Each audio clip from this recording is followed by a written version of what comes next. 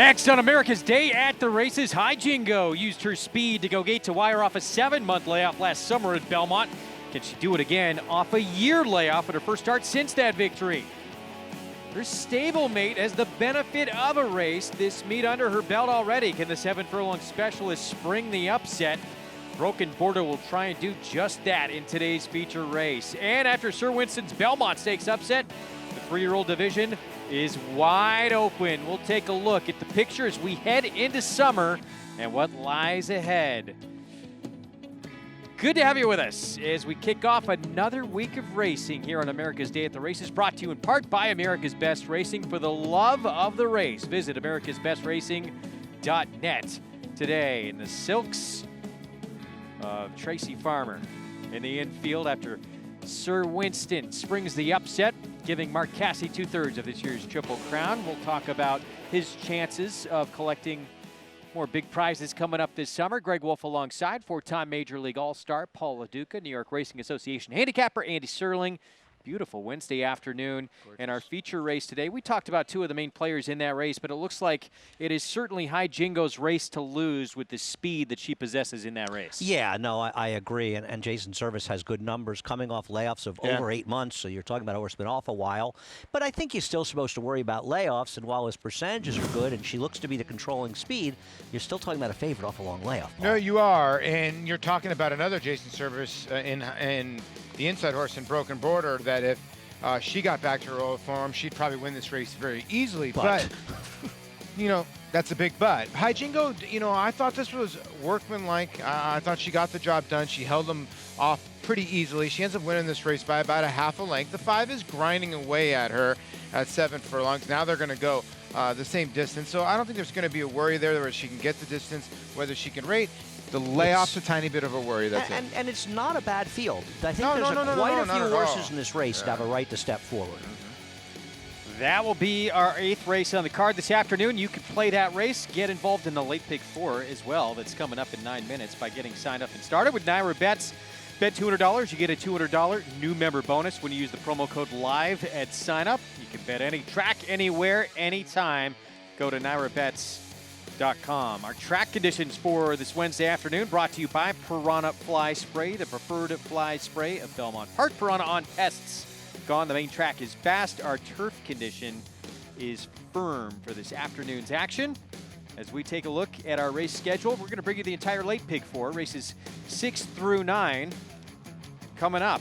And the first leg of that sequence is on the turf. It's on the Widener turf course at 7 furlongs. New York bred $40,000 maiden claiming event. We're right now a horse who has never tried the turf and will be making her 3-year-old debut is the favorite at 7-5. That's the inside runner, Galadriel's Light. The old never take a horse as the favorite, trying to do something it's never done before, and she's never been on the turf.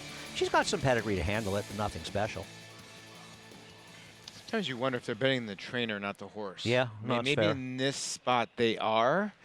But I can't blame the public either. Not a lot to hold on to. Yes. That was a very interesting race, but there's not a lot to hold on to. Here she is, Jose Ortiz aboard for Linda Rice, daughter of Who Will Take Charge. Hasn't run in almost exactly 6 months. She's run okay in some races.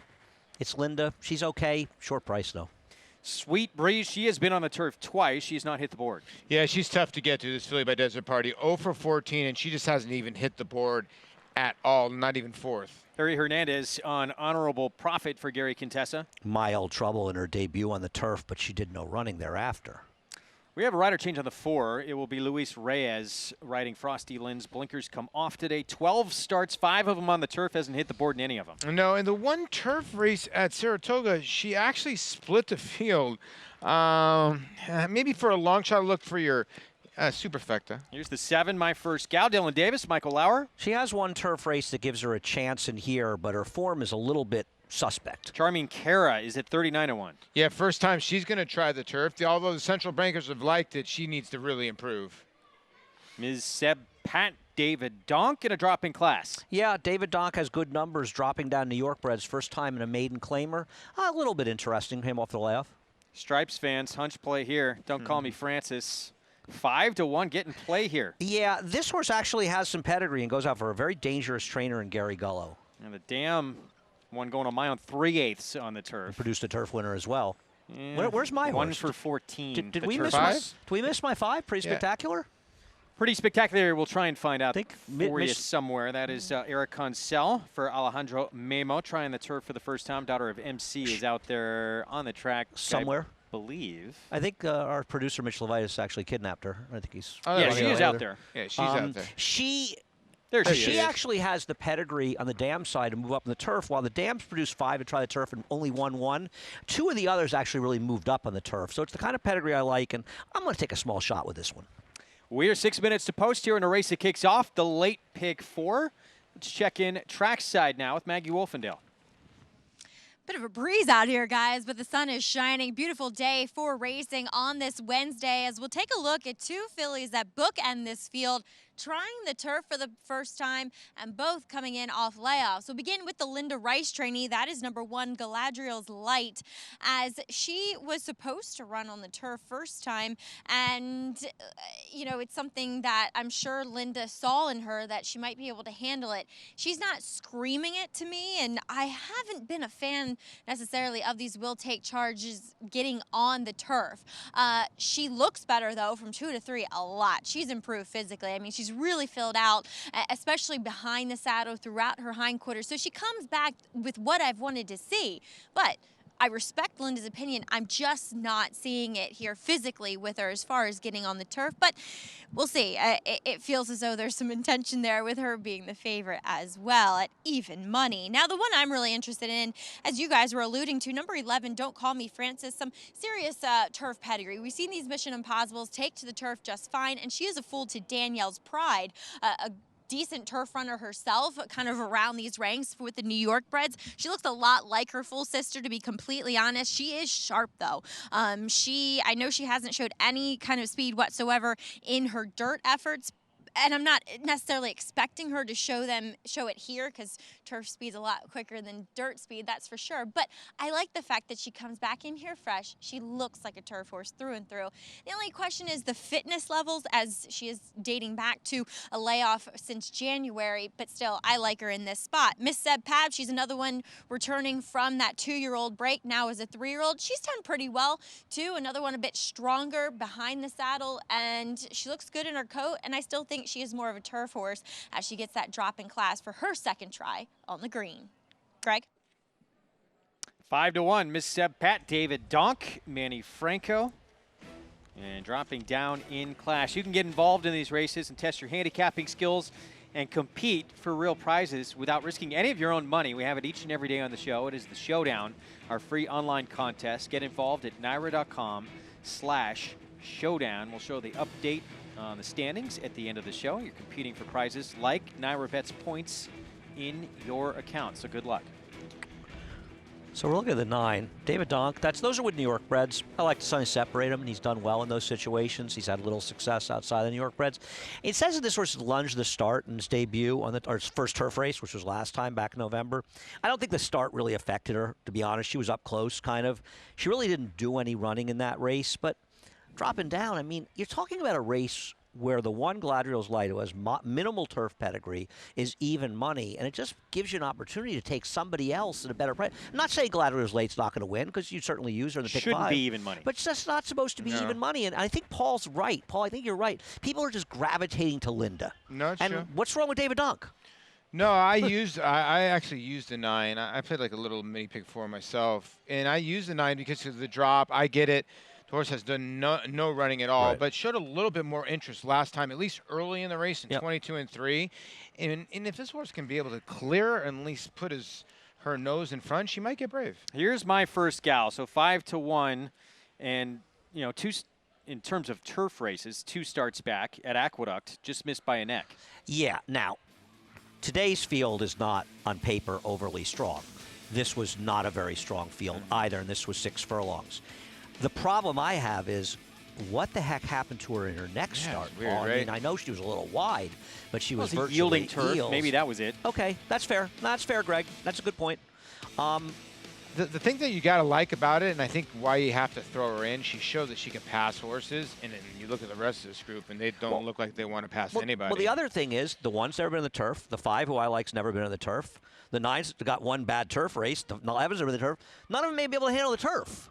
And at least the 7 can handle it. And good point, Greg, about the firm turf. Yeah. If you wind up going 4 to 5 on this filly here, I mean, this is how you wind up having some rough days at the racetrack if you back horses like that. You use them in the pick 4, and you try to beat them. She ran fine in this race, but the other thing I don't like about her is she seemed to sort of get worse with every start. She started her career looking good enough that Linda Rice took a shot in a stake race in her second start. And yeah, she finished an okay third here, but she's supposed to win this race. Yeah, and here's the thing. It says a 6-horse field, but where are the other 2 horses? Right. I mean, that's really a 3-horse or a 4-horse field if you really want to get down to it. So there's your worries there.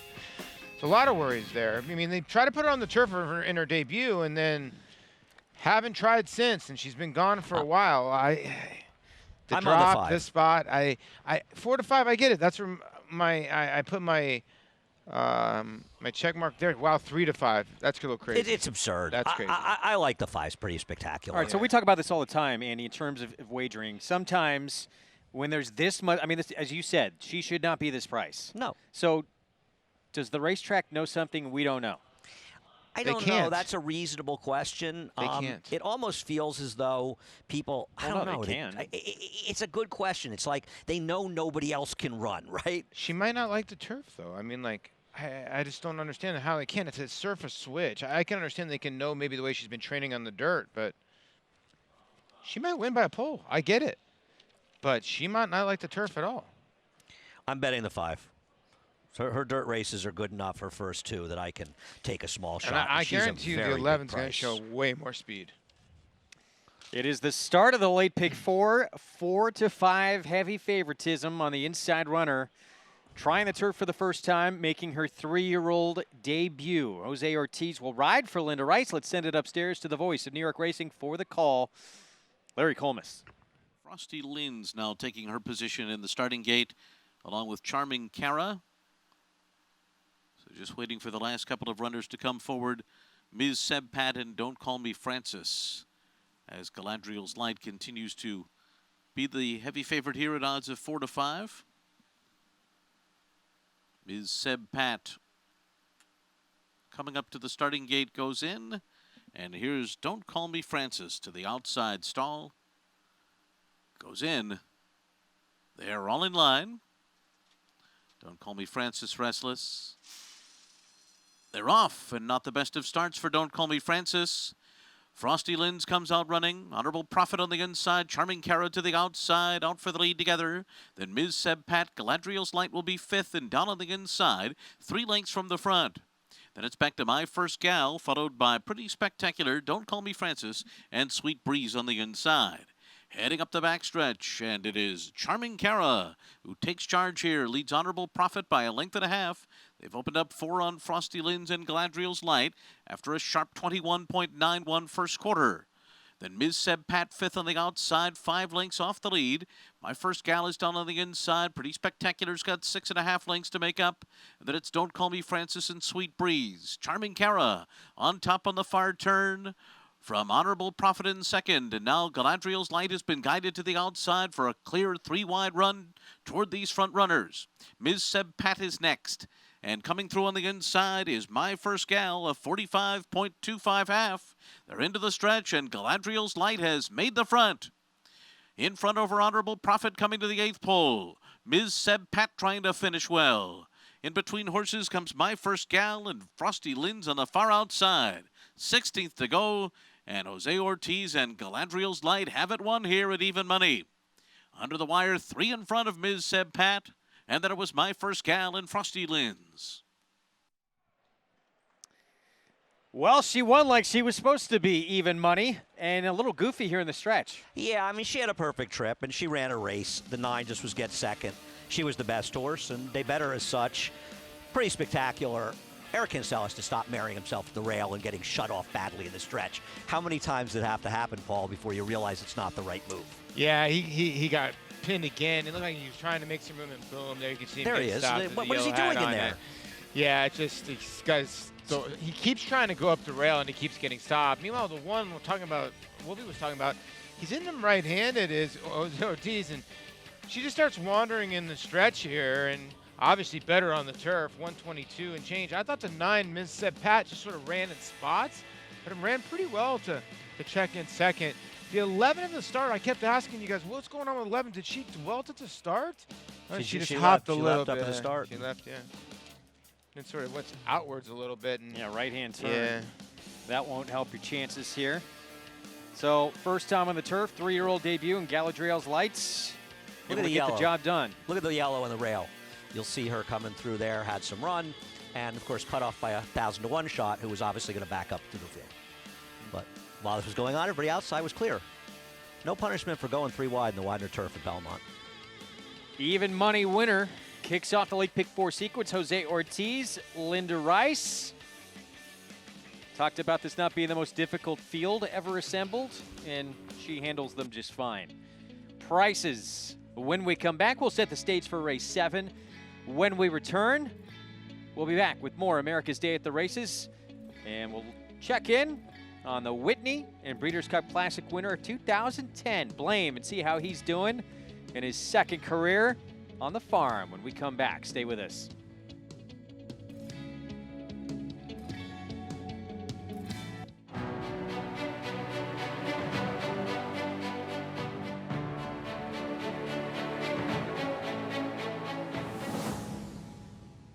Runhappy is simply super.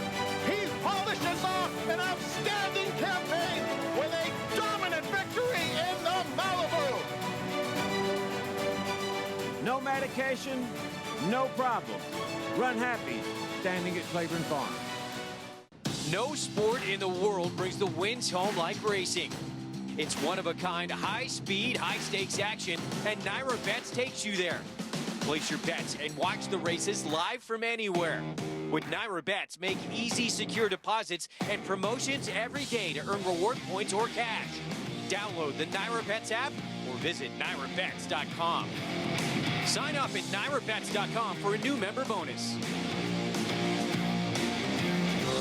Trap Shot, a graded stakes winner and multiple Grade 1 performer by Tappet. His 10 stakes horses last year included Grade 2 winner and track record setter Hot Shot Anna, plus graded stakes performers Untracked and Beautiful Shot. At the sale, his 2-year-old sold up to $290,000. This year, he's added stakes winner 6-shooter to his list of recent winners. Trap Shot, standing at Claiborne Farm. You're watching America's Day at the Races on Fox Sports 2, MSG Plus, and other regional networks across the country. Good to have you with us. Our show brought to you in part by Claiborne Farm. 100 years of doing the usual unusually well. Here's a look at race 6 and into the stretch. Galadriel's Lights take it to the turf, at least against this group. Yeah, she found the right field, and her rider kept her out in the clear, and that was really all Jose had to do, right? Got the right trip and got it done. Yeah, she's a big type of filly. I don't think she's going to want to go a little bit farther. And after this race, she'll get to go into a little a starter allowance.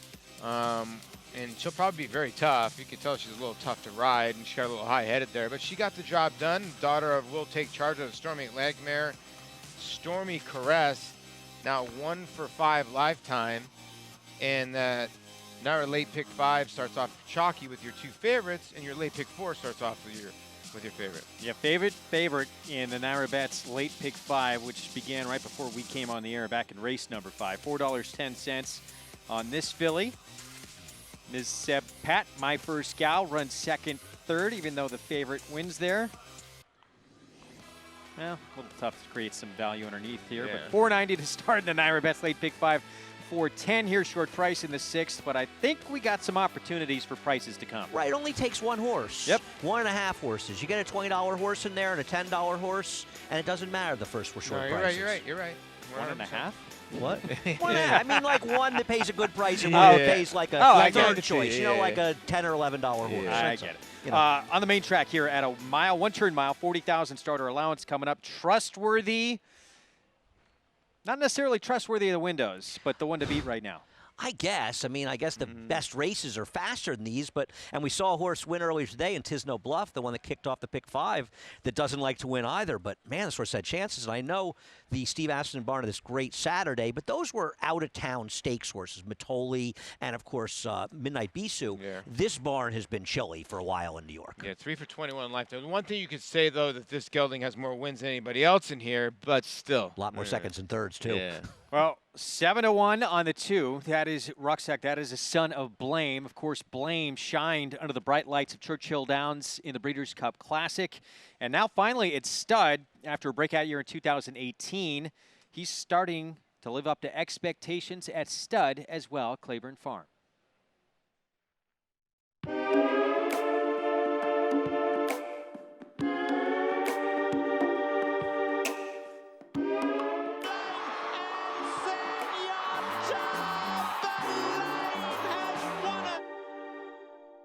Blame's great. You know, he's if he were human, he'd be captain of the football or basketball team. He's just got that swagger. He's confident in his abilities. Just a nice guy to be around.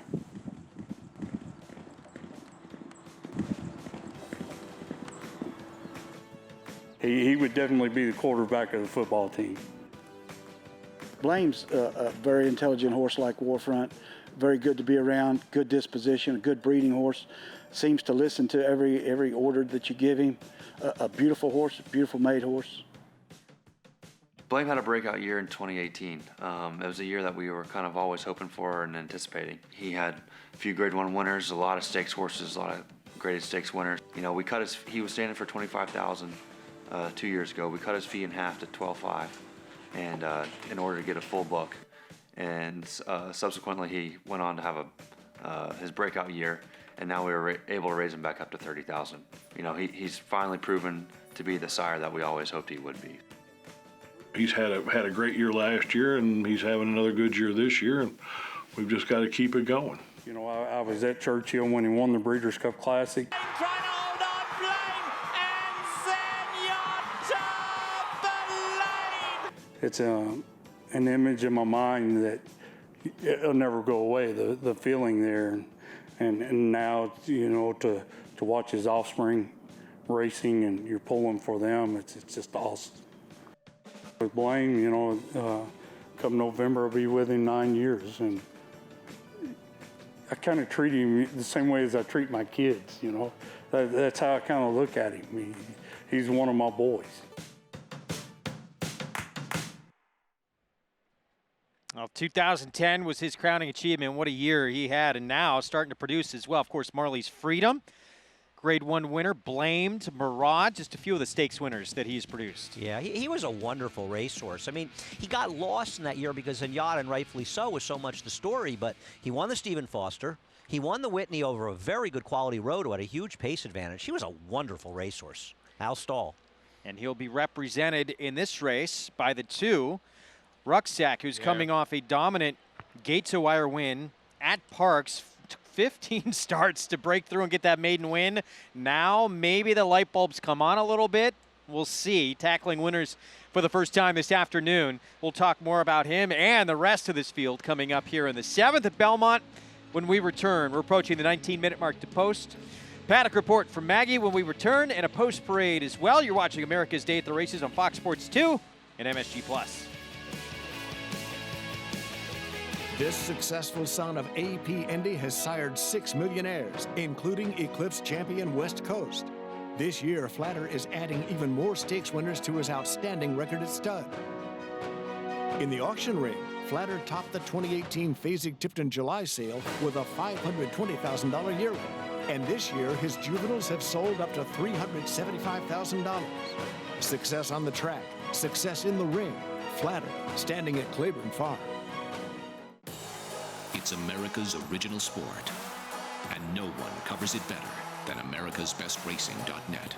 From the sport to the lifestyle, the best races, horses, and destination venues, cocktails, gambling, fashion, and more. americasbestracing.net is a sport for you. Live it, love it, bet it. So my name is Robbie Herzl. I'm the yearling manager here at Claiborne Farm, and we've got the first crop of Runhappies this year. Overall, I'm very, very pleased with them. So we have a colt out of Queen of America. He's really nice, looks just like his dad.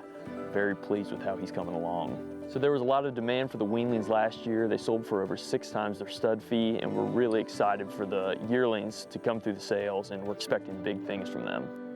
Runhappy, standing at Claiborne Farm. No sport in the world brings the wins home like racing. It's one-of-a-kind, high-speed, high-stakes action, and NYRA Bets takes you there.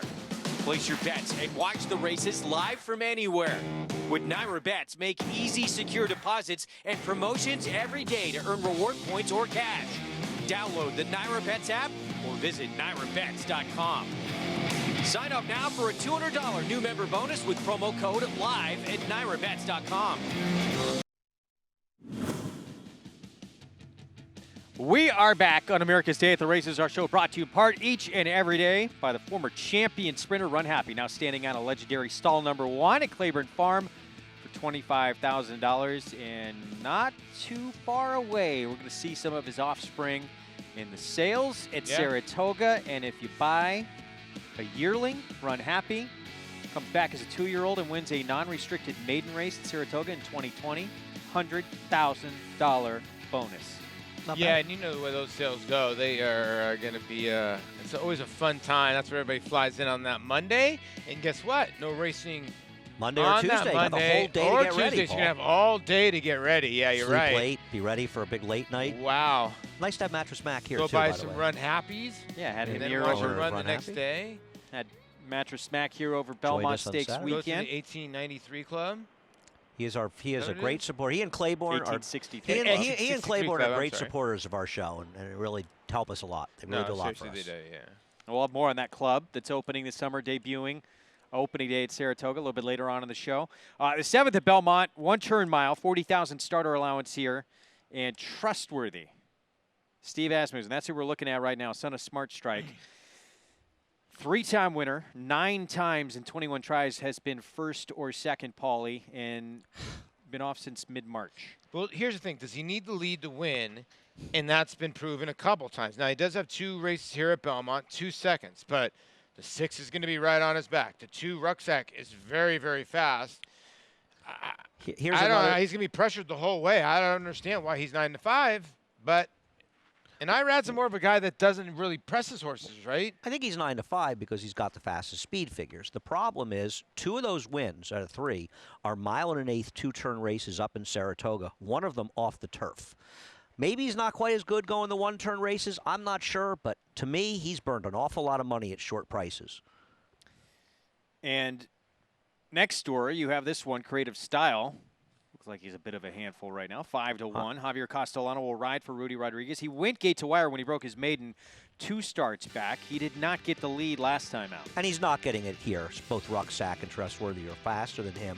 Gets a big rider change to Javier Castellano, and his race last time, he chased 4 wide on a day that the rail was very strong here at Belmont. He was way against it, and I think he's very logical in here and a very good alternative. He was fast enough and ran a big figure 2 races back, figure that makes him competitive. We'll see if he can get the mile. That's the question. Yeah, I agree with you. The mile might be a little bit of an issue, but I do like that he's shown in his past performances, even for a different trainer when he was with Linda, that he can pass horses. Maybe Javier can get him to settle, and maybe he's the horse that sits off the pace.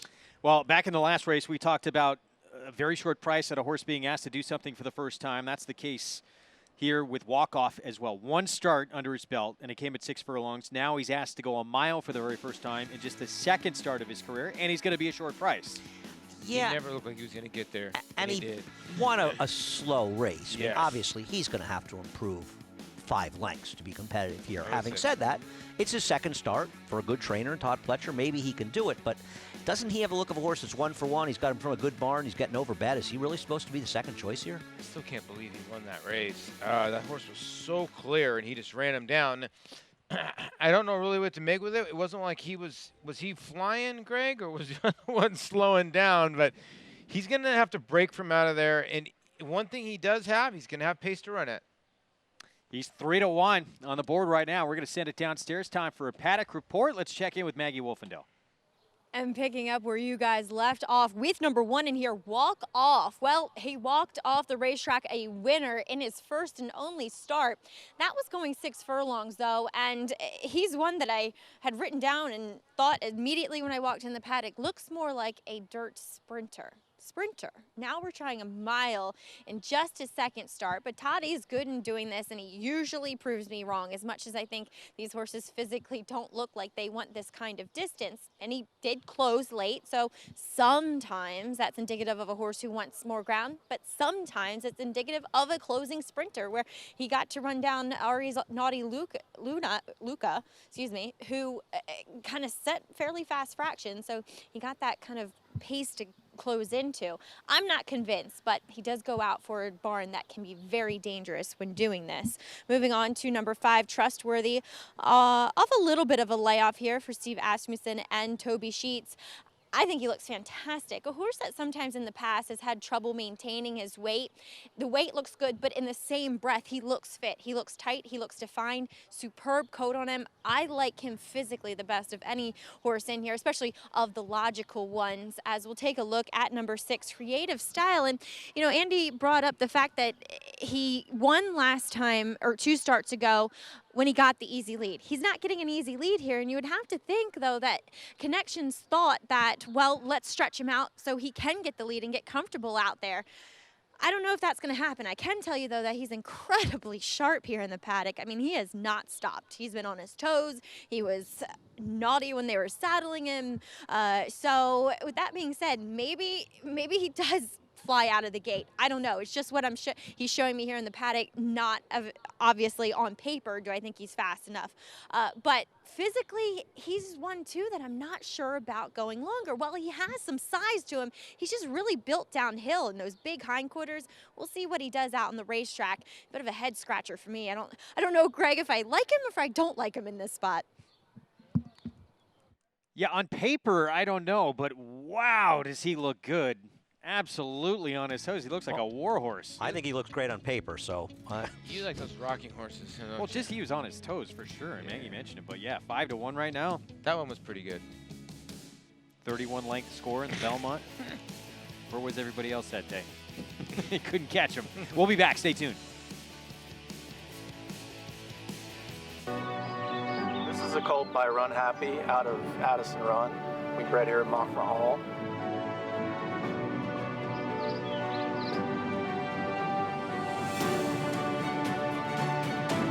Well, he's a big, strong, good bone, big old hip on him. Moves really well. Has that kind of big cat-like walk when he just relaxes and gets rolling up and down the lane. Runhappy, standing at Claiborne Farms. No sport in the world brings the wins home like racing.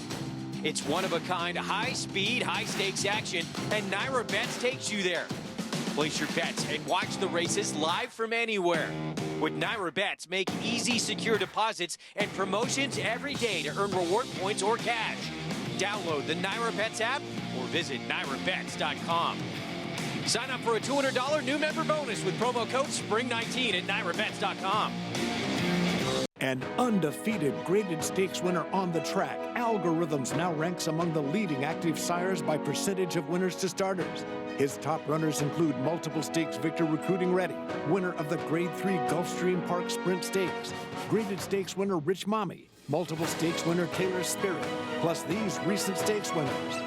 In the ring, his 2-year-olds have sold up to $275,000 this year. Algorithms, standing at Claiborne Farm. Back on America's Day at the Races, brought to you in part by America's Best Racing.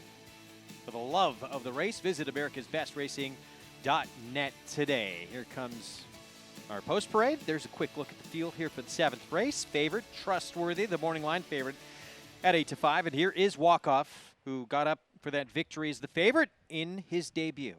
He got off as the victory as the favorite in his debut. Pletcher, Rapoli. Here's Rucksack, the son of Blame. Yeah, 14th, I guess 15th try was the charm. And this horse is going to have to show speed, I guess. There's only one way he really knows how to go, the son of Blame. I thought Raphael was a little interesting here being gelded recently for Nick Zito. So first time gelding, he has one race that gives him an outside chance to get a small piece. Trustworthy, Steve Asmussen, Irad Ortiz Jr. He's had a lot of chances. He's run races fast enough to win repeatedly, but the problem is he's been a lot of short prices and hasn't won. Creative style, a horse that looks so good in the paddock. He is at 9-2. Rudy Rodriguez and Javier Castellano. Yeah, charcoal gray. They claim for 20. He's going to have to stretch out to a mile. We'll see if he can get it. See if he can lay off the pace, too. And Joel Rosario on board for Mike Stidham. Horse coming off a maiden claiming victory at Belmont. Hey, Ocean Monarch got an absolute dream trip last night with a severe pace, and he was really the only closer that ran in there. Let's head downstairs to Maggie for more. Standing by here with assistant to Steve Asmussen, longtime assistant Toby Sheets. And Toby sending out Trustworthy here off a little bit of a break. He looks fantastic. Has he been training the same way? He's been training the same way. We kind of took a break because the race didn't go. We couldn't get the right race to go for him. But yeah, he's doing really well. He's very consistent. He is, though. His last few wins, they did come going 2 turns up at Saratoga. How do you feel about 1 turn here at Belmont? Is there any indication that he could, finally win a race going 1 turn? I think so. He's worked really good over this track in the mornings, and I think he likes it here. The 1 turn's not going to bother him at all, I don't think. Now, Toby, I know that most of the horses that won here this weekend on Belmont Stakes Day, they went back to Kentucky. But for you, who was the most special win, and who were you most impressed with performance-wise? Performance-wise, Matoli ran an awesome race, just off the charts. And we had a nice maiden on Friday, too, so I think we had a really good weekend overall. Double orb, yeah. Big price. Did you have that one? I'm not a gambler. I know that. I had to mess with him a little bit here. But, Toby, best of luck with Trustworthy. Okay, thank you very much. All right, guys. All right, Maggie, thanks. Still our favorite, so 9-5 on Trustworthy. Trying to pick up the 4th win of his career. He's been at Belmont twice prior to second-place finishes. Guys are very quiet here. I guess I'm by myself. Yeah, Trustworthy. I mean, listen. The thing about Trustworthy is the distance. 10 starts, 1 win, 5 seconds. So you're dealing with a horse that was in for 25 non-twos, won, then was in for 50 non-threes. So now, obviously, that's why this horse qualifies for this. But been in this condition now, 6 or 7 times, and has eaten a lot of money, a lot of the public's money. And I think a lot of the public is going back there because they see the best numbers there. But again, the horse keeps running 2nd and 3rd. We're going to look back on a race that happened earlier today at Belmont. We had a bunch of new faces lining up in race number 3. It was 5 furlongs maiden special weight and 2-year-old fillies. Kiss the Girl, first time out. Todd Pletcher, daughter of Into Mischief with John Velasquez. Gets the job done here in her debut. She was going to drive the entire way, this horse, and really didn't look like she was going to run down Sweet Kisses, the other firster inside of her, the Smooch Exacta. But she drew away in the stretch. Yeah, she did. The 2 Positive Power, I thought ran pretty good to be a decent 3rd, but there's just no doubt who the winner was. Kiss the Girl. They bet her like they knew she was going to win, and she did. And $210,000 purchase. Not a bad purchase for 3 Diamond Farms. Congratulations to them. Pletcher Velasquez, as Paul mentioned, 3 Diamonds Farm. So look out for her down the road. Yeah. Saratoga. We were just talking about this off air before we came on, just about a month away from the start of the summer place to be out of the spa. So keep our eyes out for Kiss the Girl. As we get back to business here in the 7th. And here is Ocean Monarch. So put it all together with a drop down in class in the first try at Belmont back on May the 3rd. Now tackling multiple winners, tackling winners for the very first time with more on the Son of Cairo Prince. Let's go to Maggie.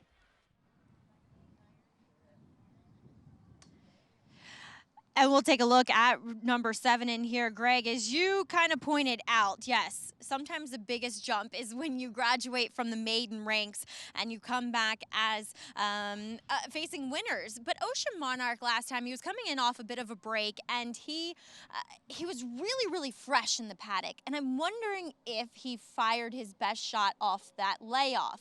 But physically, he looks tremendous here. I'm going to take another shot with him. It's tough to pair back-to-back wins, but it also could mean that that proverbial light bulb has gone off with him. He looks tremendous here for Mike Stidham, and I like the fact that Mike has often this Belmont Spring Summer Meet shipped horses here with a purpose. So I'm going to take Ocean Monarch here, hoping that the price drifts up continuously as we approach post time. Guys?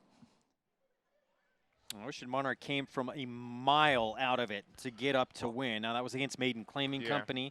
Now you're tackling multiple winners. Well, this horse was, the pace was insane for that quality of horse. I mean, a half and 45 and 2. And there was sort of one other closer, and that was Cousin Pete, who ran second, but he had really no run at all. And those that see Lebec, who finished third, came back to win. Well, he won on the turf, so it was a different surface. Ocean Monarch, to me, I mean, the only thing that could happen here is if you had a monster pace up front and nobody was running, I think the race would have to completely fall apart for him to be competitive here, because that race isn't even good enough to be competitive, and he did it under ideal circumstances. Analyst selections, Paul and Andy going with the horse that looked so good in the paddock. That's Creative Style.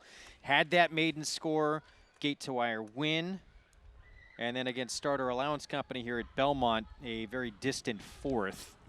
What'd you like about Creative Style, though, in terms of past performances? He was 4 wide last time on a day that the rail was the place to be, and Missile Bomb was able to control on the front end. And Missile Bomb's pretty good, too.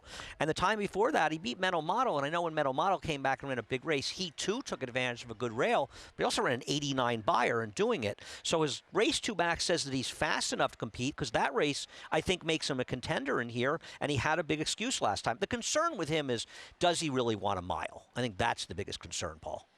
Well, I think he's I actually think he's the fastest horse in the race, but I don't know if he wants to go to the front end. I don't know if Castellano does. He might want to let the 2 and the 5 do the dirty work, because his internal fractions are pretty quick, but that's going to be the question. I think Castellano's going to try to lay third in here, maybe behind the 2 and the 5. Rucksack and try to pounce and not turn it into, you're going to see the 1 and the 7 late in here. The 3's the 1 horse. First time gelding, maybe that will help, but I just don't see. He's going to have to make a giant improvement. Yeah, Walkoff is just, he's overbet due to connections. I think it's the same thing you said about Linda Rice's horse last race. Now, the Linda Rice horse won, but that doesn't mean you want to keep taking short prices because they're being bet for the wrong reasons or overbet. 5-2. He's pretty much been at his morning line talking about the 1 walk-off throughout the wagering. He steps in those Rapoli Stable Silks for trainer Todd Pletcher. Stretching out. And now a tougher spot, start number 2. After winning in his debut, we're going to send it upstairs to the voice of horse racing's Triple Crown for the call. Larry Collmus with race 7 here from Belmont. Raphael and Luis Saez make their way to the starting gate here. It will be followed by Trustworthy, who's at odds of 8-5 under Irad Ortiz. Waiting just for Creative Style and Ocean Monarch to complete the line. Creative Style steps up. Ocean Monarch coming up to the outside stall will be the last one. They're all in line. They're off. Good start here. It's Raphael who comes out running on the lead, and on the inside it's Rucksack, and Rucksack's going to take over here. Rucksack to the front, with Raphael running along in second, right alongside, and outside of them it's Trustworthy. Creative Style is 4 deep. Break of another 3 back to Walk-Off, and a long way last year is Ocean Monarch, who's been taken back 12 lengths from a 22.64 opening quarter mile. Rucksack by a neck over Raphael. Trustworthy is right there. Creative Style is 4 deep up the backstretch. The 4 of them continue to race together. They've got 6.5 lengths now on Walk-Off, who is still clear of Ocean Monarch. So into the far turn, and it is still Rucksack continuing to battle with Creative Style and Trustworthy through a grueling 45.06 half mile. Raphael could not stick with them, backed off 2.5 lengths from the pace. Walk-Off is under heavy pressure here, 8 lengths behind, and still at the back is Ocean Monarch as they round the far turn. It is Rucksack on the inside, Creative Style far outside, Trustworthy between them. Raphael is next, and Walk-Off is getting going now, making up good ground. Walk-Off able to save ground and swing to the 4 path for the stretch drive. Ocean Monarch still at the back of the pack, so they arrive at the 8th pole. And Walk-Off continues to race right up alongside of that pace-setting trio and has now gone on by. Manny Franco and Walk-Off to the front from Trustworthy, Creative Style, and they're coming down to the line, and it is Walk-Off. Walk-off won it by 2. Trustworthy edges out creative style for the place, and Ocean Monarch got up for 4th. Son of Street Sense delivers a walk-off here. He's perfect 2 for 2. Handles the stretch out to a mile, no problem. Manny Franco, Todd Pletcher, Rapoli stable. He had to be licking his chops, Manuel Franco, when he saw 4 horses across the racetrack. I don't care how fast you're going when it's contested like this. Right here, you knew the one was a winner. The one was a winner a quarter mile before Yeah. this. I mean, I don't think anybody watching it didn't see him that he was going to win this race. I mean, 3 guys blazing away in 45 and change. They came the last half in 51 and 3, Paul. I mean, I don't think walk-off won as much as the others just slowed down to a crawl. They did, because when he got to the front end, walk-off sort of stopped a tiny bit. I give the 5 a little bit of credit, Trustworthy. He held off Creative Style. They both actually ran well, Creative Style and Trustworthy, but I don't know what they were thinking, to be honest. 1-5-6. It's a photo for place. Looks like the 5. Trustworthy, though, just gets up to nab it. Walk off, though, no doubt about it here. And you have 3 horses all dueling each other up on the front end. Bizarre. Yeah, it was bizarre. Yeah, this was odd. So Manny Franco, Todd Pletcher with the win here in race 7 in 5-2. I believe your second choice on the board, yes, does get the win here. We're going to take a break. Wide open in the 3-year-old division. Maximum Security. We'll talk about what's next for him, when he might return. War of Will, your Preakness winner, still in the mix as well, but his stablemate upstaged him after Sir Winston took the Belmont Stakes. What lies ahead this summer with the Jim Dandy, Haskell, and Travers coming up.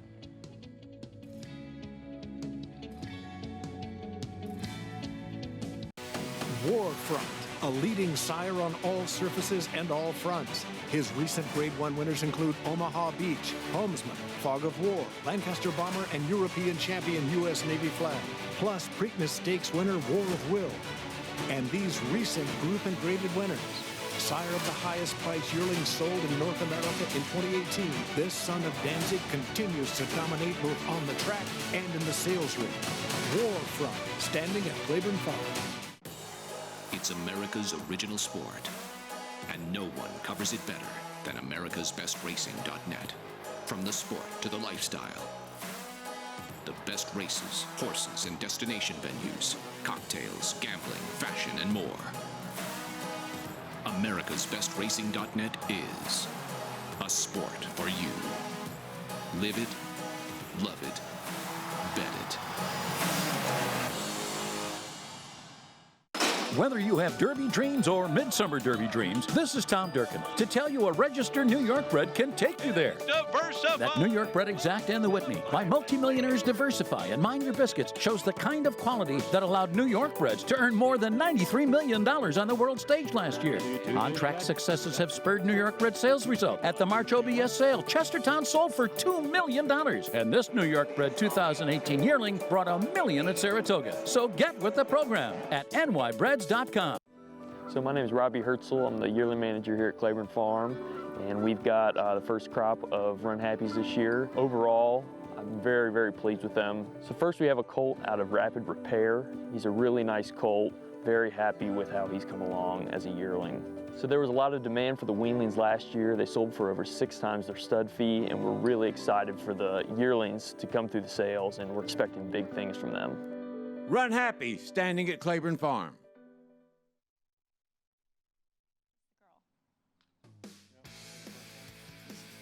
Welcome back. You're watching America's Day at the Races, and joined here in the winner's circle. Well, actually, this is his 3rd time in the winner's circle today, as I almost fall into him.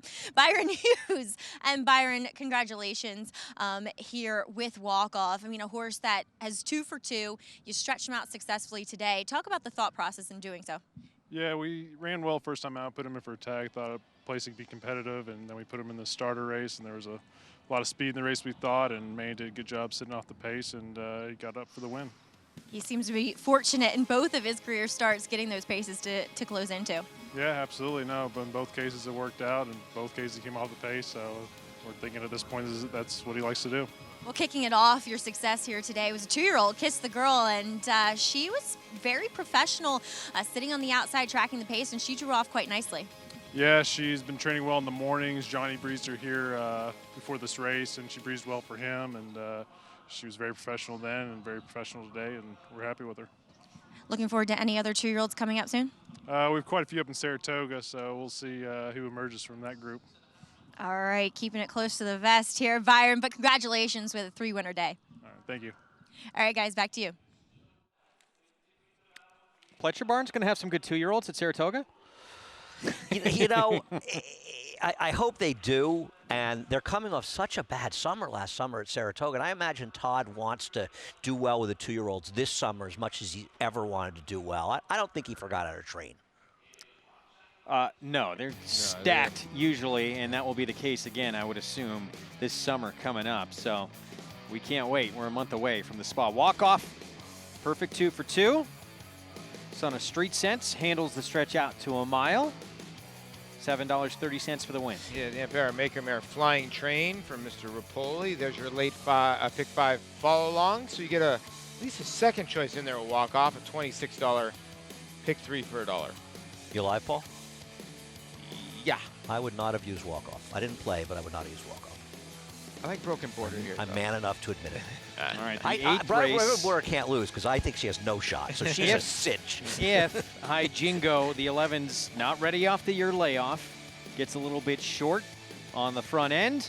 It's a wide open race coming up here. It's 7 furlongs on the turf. New York bred allowance optional 40 race coming up. But again, High Jingo, got to run her down. You do, but I agree with you. I think there's a lot going on in this race. This is a really fun race. It's big field, Paul, and a lot going on. High Jingo.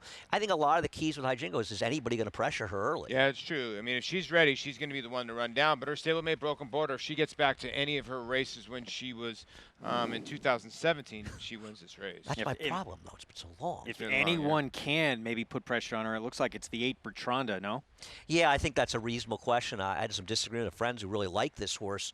I don't think she's done much running, but I think she could be there early a little bit. I'm hoping my horse, the 9 in this race, that she can be kind of close a little bit early as well, Sunshine Gal. Sunshine Gal, yeah, for Michelle Nevin, who right now is 7-1 on the board. We'll talk more about this race in a moment. 3-year-old picture, of course, completely wide open after we had 3 different winners in this year's Triple Crown. And the horse who crossed the wire first in the Kentucky Derby got DQ'd to 17th. That is Maximum Security. Jason Service now putting off a decision until tomorrow on where this horse will return. It was thought to be the Pegasus at Monmouth at a mile and a 16th in a prep for the Haskell.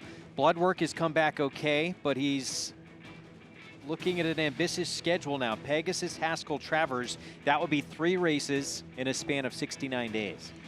Listen, that could be a lot. It is a lot, and the Haskell Travers is a very tough thing to do. I mean, we've seen great horses do it. Point Given's done it, Thunder Gulch. A lot of other horses have failed to do it, and if he was able to do that, then you can just go ahead and crown him 3-year-old champion. If any of a 3-year-old was able to do that. They'll certainly be the leader of the pack. Yeah. He needs to run. Well, he needs a chance to show, whether it's a dry track or just in general, that he is, in fact, better than these horses, whether or not he is. But enough of the talk. He's got to run. And, you know, Mark Casse showed up in the races. Yep. He's got to run. And I know they're hedging. Why are they hedging? I mean, I don't know either. I mean, it's just sort of odd, I right? think he definitely lost some weight. Okay. You know, getting ready for the Kentucky Derby and what that took out of him. So we'll see. He's still a little bit light right now. That might be the concern. As for War of Will, your Preakness winner, he stepped up, got it done in the Preakness, and he had a chance to really claim control of the division in the Belmont, but clearly he didn't have it Belmont Stakes Day. No, and he might have cost Tacitus the race, and it's nothing to do with Jose Ortiz's ride. He was trying to follow War of Will. War of Will just had tired legs. He had nothing going into it. Plus, he got cut off a tiny bit at the top of the stretch, and he wasn't going anywhere, and then Jose had to go around him, so they're going to have to regroup. He just probably needs some rest. Listen, he's a good racehorse. He really is. And I think it also accentuates how well Tacitus ran, that he was able to almost win with that 5-wide trip. Yeah. He was 4 wide around the track, and I think it really hurt whatever chance he had to be effective at all. And I think you're right, too. He was tired from running the other 2 races. Yeah. He's got nothing to apologize for. His stablemate, War of Will, Sir Winston, stepping up, getting a tremendous ride from Joel Rosario to collect his 2nd Belmont Stakes win. And a horse who wasn't that highly regarded in the Casse barn as a 2-year-old has just kept plugging along, and now he gets a win in the Triple Crown. And and he won't have to go a mile and a half again. Yeah, so, true.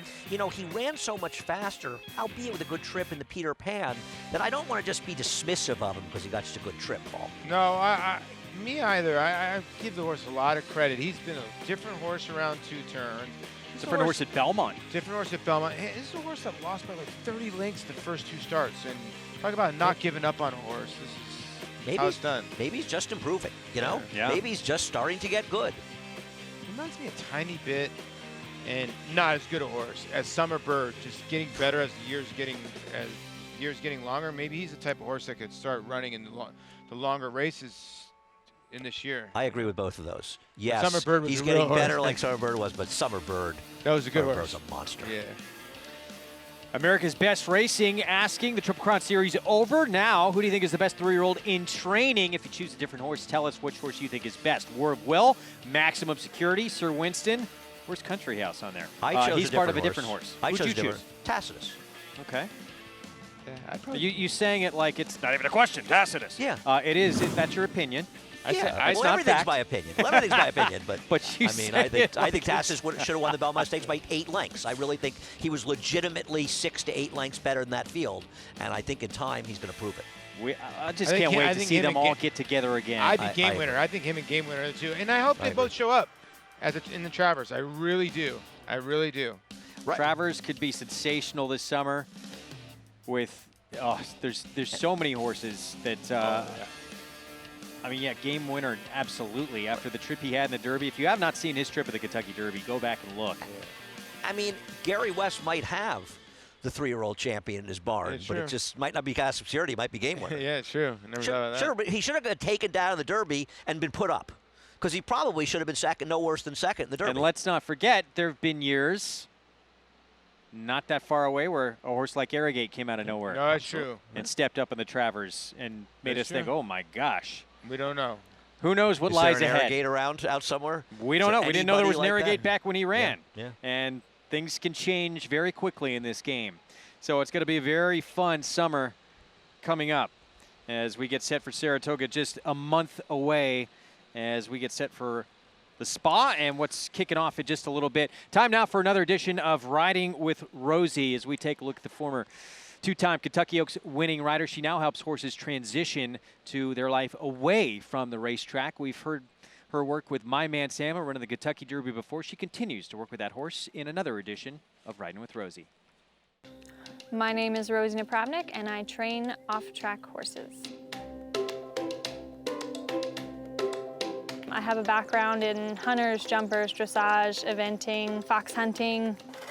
I like to, take each horse as an individual and figure out where it is going to do its best work.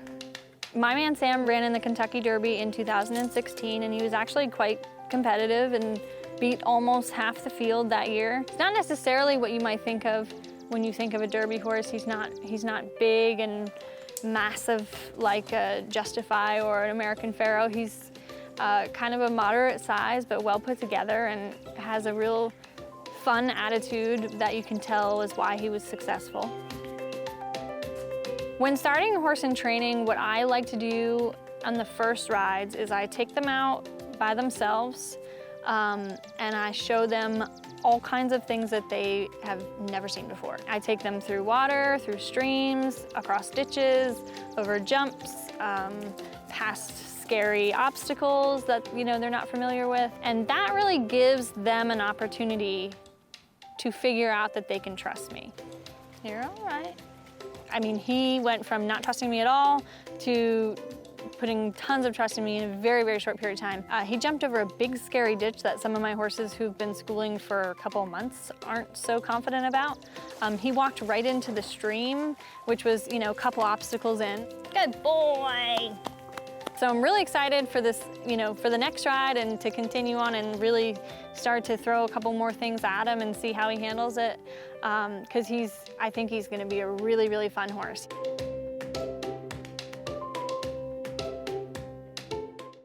I love seeing My Man Sam when he first sees that jump, and he's like, what is it? No, I'm not doing that. That's not me, man. I'm not a hurdler. I'll jump over the water and the creek over there. That's cool. Yeah, but, yeah. He was a good horse. Yeah, he was. Really good horse. 8th race is coming up. This is our feature race, and this is, we talked about this being a wide open group, especially if it's not High Jingo. The board reflects that. 4-1 right now on actually the stablemate of High Jingo. Broken Border from the rail. I would not have expected to see this horse as the favorite. And now it changes, but it's pretty close, though, looking at the doubles. I mean, you look at the multi-race bets. High Jingo will be favored, but it's pretty close with Broken Border. I'll get Broken Border home, Paul. No shot. Dunce cap horse for me. Saratoga Treasure is the surprising favorite. I thought the horse would get bet. I didn't think the horse would be favored. I really thought High Jingo would be favored off the long layoff. But what Andy said earlier is right. When you look at this field, you could run into a race on every horse's PPs that wins this race. That's why it's so competitive in the betting. Here's a look at the David Donk runner. This is Saratoga Treasure.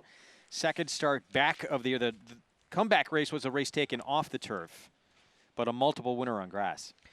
Yeah, I don't get this horse at all, to be honest with you, Saratoga Treasure. The race this horse won 3 back was this wicked fast pace that collapsed, and this horse rode the gold inside. Jose Ortiz gave this horse a brilliant ride that day. I know my friend Mike Beer from the Daily Race Forum likes this horse. I don't get it. Do you get it? I get that the horse has got to come from way out of it. Then the problem is there's some other horses with some kick in here, and I don't know if there's no speed in here besides Bertranda. Don't you want a horse who's forwardly placed at least? And High Jingo, yeah, that's why I think I'm with you on Sunshine Gal. We'll get now High Jingo, this mare by Shackelford does what her daddy used to do, likes to go to the front and improve her position. But she's rated before going 5.5 furlongs. Now this is 7 furlongs. Jason Service pretty dangerous. Look at that, plus 180 days, 45%. It's amazing. And 250 days in the turf, he's 4 for 14 over the last 5 years, the positive ROI. And sprints, he's 2 for 2. So she won off a 6-month layoff, going gate to wire at 7 furlongs back on June 23rd of 2018. She has not raced since. And the horse that was getting ever closer to her at the wire is not some superstar. No, I agree. And the other thing is, Greg, you hit on is she runs in November. She comes back in June. It's not like she came back in April when turf racing started. And now she's off for another practical year. I mean, she is not running often. And while we all know she could win and we know her merits, you're talking about who's going to be favored in this race. And I think with favorites, you ask yourself, what am I supposed to be scared about? Not, I know her merits. What am I worried about? The intangibles are worrisome. 5-1. If she stays at 5-1, though, that's pretty enticing. She's not going to. She stays at 5-1, she's dead on the board, Greg. So you can't win here, right? She's got that win at Saratoga that looks really, really good, and she was steady that day, and I'm wondering if this is just to get her to Saratoga nice and tight. Let's head downstairs for a paddock report. Get more from Maggie Wolfendale.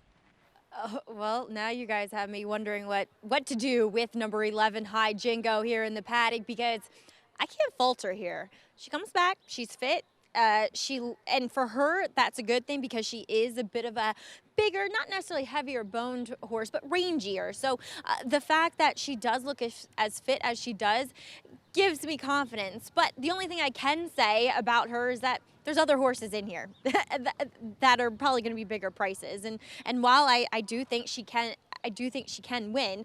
We'll take a look at another one, actually from the same barn. That's number 2, the 7-year-old mare, Broken Border, gets back to the 7 furlong distance, and I've always thought this was the best distance for her, as she is second off of a layoff, and she is one that is a heavier type that needs to race into fitness oftentimes. And I know she's won off of a very long layoff, but just from the physical perspective, she looks as though she benefited from that race back on April 28th.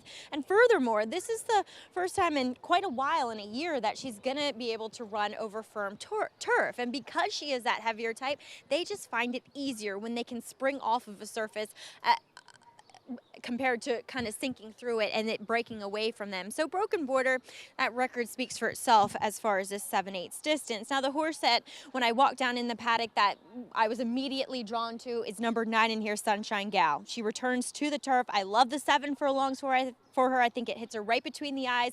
She can kind of just sit right off the pace and pounce when she's called upon. She looks fantastic here for Michelle Nevin, and I do feel as though, physically looking at her, that turf is actually her preferred surface. She did win up at Saratoga on it last year for Danny Gargan. Greg?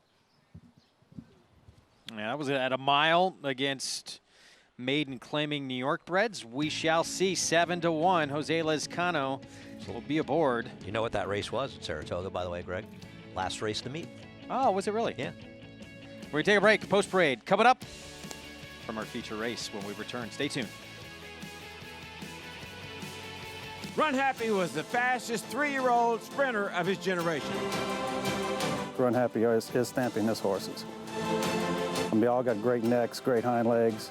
They all got a good walk, and this colt moves very, very well. Very smart. He hasn't turned a hair since we had him. First day we turned him out, he was very, very gentle in his paddock and did everything right. He's got an exceptional pedigree. Runhappy standing at Claiborne Farm. Kentucky Derby winner Orb. On the track, his runners have scored on both dirt and turf, including multiple stakes winner Autumn Warrior and Sipacan Harbor, winner of the Grade 1 Spinaway Stakes at Saratoga. On the track, Orb continues to add winners. And in the sales ring, his 2-year-olds have sold up to $250,000 in 2019. Classic winner, classic pedigree, or standing at Claiborne Farm. No sport in the world brings the wins home like racing. It's one-of-a-kind, high-speed, high-stakes action, and NYRA Bets takes you there. Place your bets and watch the races live from anywhere. With NYRA Bets, make easy, secure deposits and promotions every day to earn reward points or cash. Download the NYRA Bets app or visit NYRABets.com. Sign up at NYRABets.com for a new member bonus.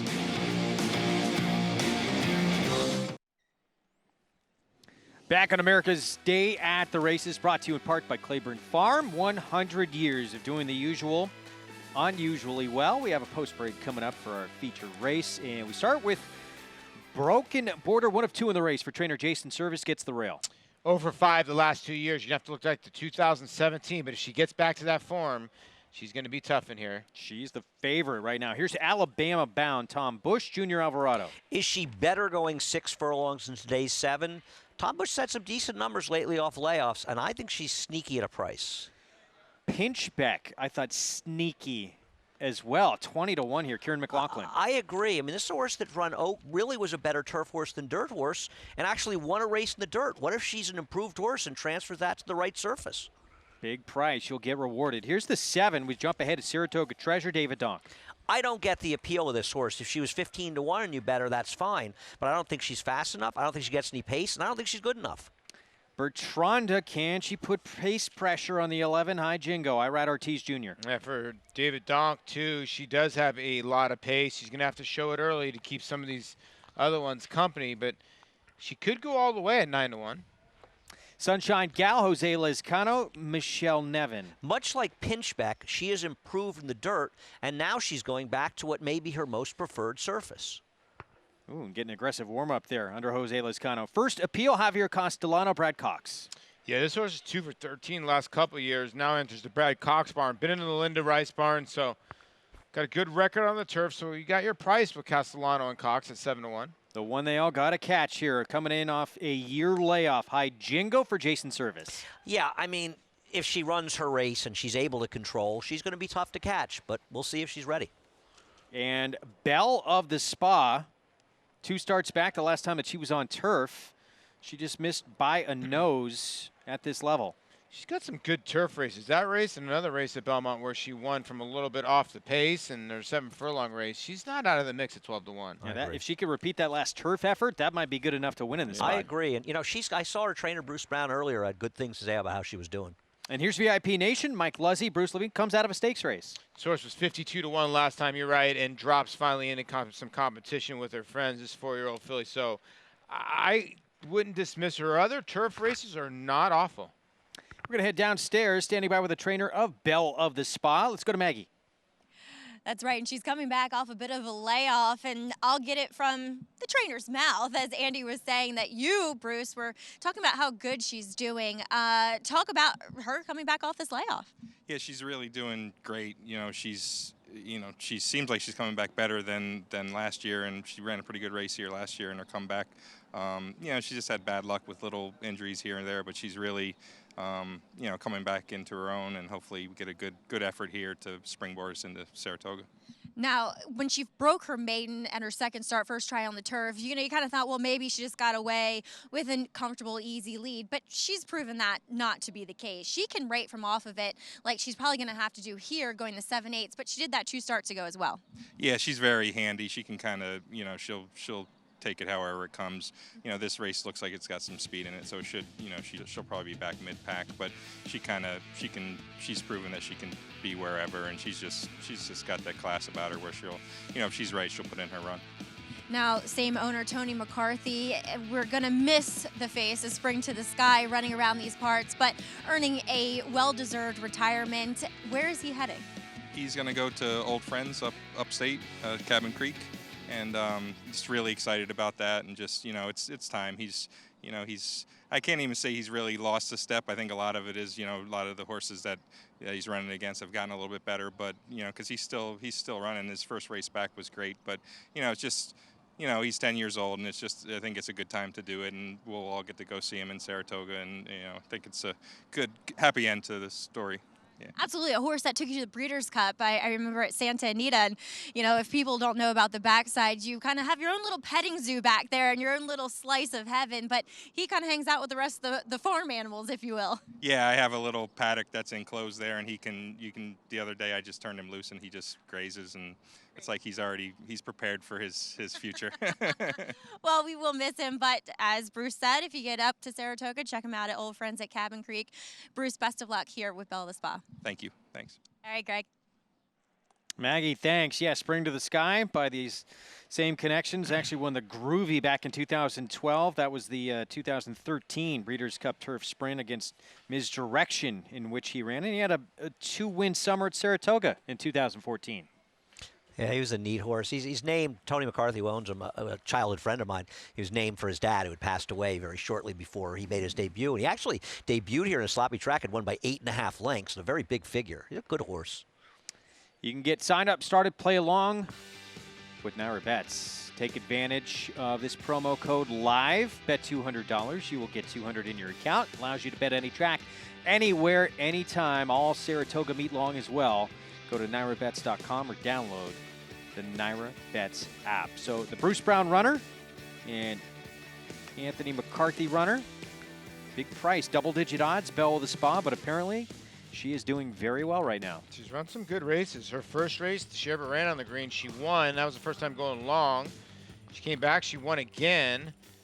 She's a nose away from being a 3-time winner on turf. So. And that last turf race was very good. I mean, that horse who won the race, Kundry, that was Jonathan Thomas, who was on a monster run there, and she almost beat her. She's a good horse. There's a look. Oh, no. That horse has, so that's that poor broken horse border. has no shot. Wow, really getting bet now. Down to 3-1, solid favorite now in this spot. Look, we were talking off air. She's faced some very nice runners. It was a while ago, but she went against Tizelle, who was very good for James Bond for a while. La Moneda, who put together 4 wins in a row for Tom Morley at one point, who won the Yado and is grade 3 placed. Yeah. She ran credibly against those runners. 55, won a couple Act 90. The problem is that was 2017. It's right. 2019. The point, this horse 2 years ago would have been 6-5 in this race. To me, she's just not that horse. And I think people who are betting her are looking at that race that record at 7 furlongs, and that's fair. I understand that. But even if you look at her races at 1 1/16 at that time, they were much faster. You guys all conferred before the show. You guys all like the 9, huh? Yeah, I know, right? Well, we all think the 9's going to be sitting in that first flight, or second flight, I mean, right behind the leaders and get that good trip. And 7 furlongs should be right up her alley. 7-1. Jose Lezcano, Michelle Nevin. Tried to get her on the turf last start. It was washed off. She's really improved for Michelle. I think if you look at her races, actually, even when Lacey Gadet had her, she was running well. But to me, you look at that effort when she ran that 70 buyer in the slop at Laurel. That was a big move up. Look at her early dirt races. They were hopeless. And then she's run well against some tougher fields in her last 2, but she improved so much in the turf. Maybe she's just an improved horse, and now this is really the surface she wants. I mean, that's, at least for me, that's why I picked her. There and I agree is. with Paul. She'll be up front, near the front. She won't be compromised. Stepping in, the daughter of Congrats. But the favorite, The stablemate of the speedster, High Jingo. That's Broken Border. She'll have the rail, the 2. 3-1. Top choice on the board. Let's send it upstairs to the voice of New York Racing for the call. Here's Larry Collmus. High Jingo is moving into the starting gate next, along with Saratoga Treasure.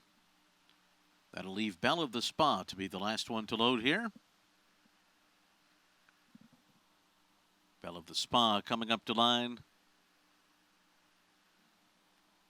High Jingo is the favorite at 5-2 odds here. Luis Saez looking for his 3rd on today's card. And they're all in line.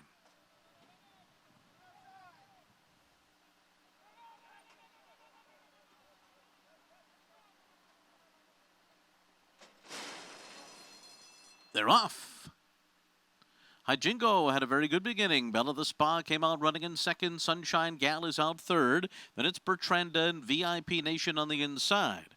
First Appeal is next. Broken Border has the rail. In behind them is Saratoga Treasure. Clear of Alabama Bound, and Pinchbeck was a step slow to start, is the trailer up the backstretch. And the leader is High Jingo, opening up by 2.5 lengths on Sunshine Gal and VIP Nation, zipping through a 21.78 first quarter mile. Belle of the Spa is 4 lengths off the lead, running in 4th for the far turn. And then it's Bertrand to 5th on the inside.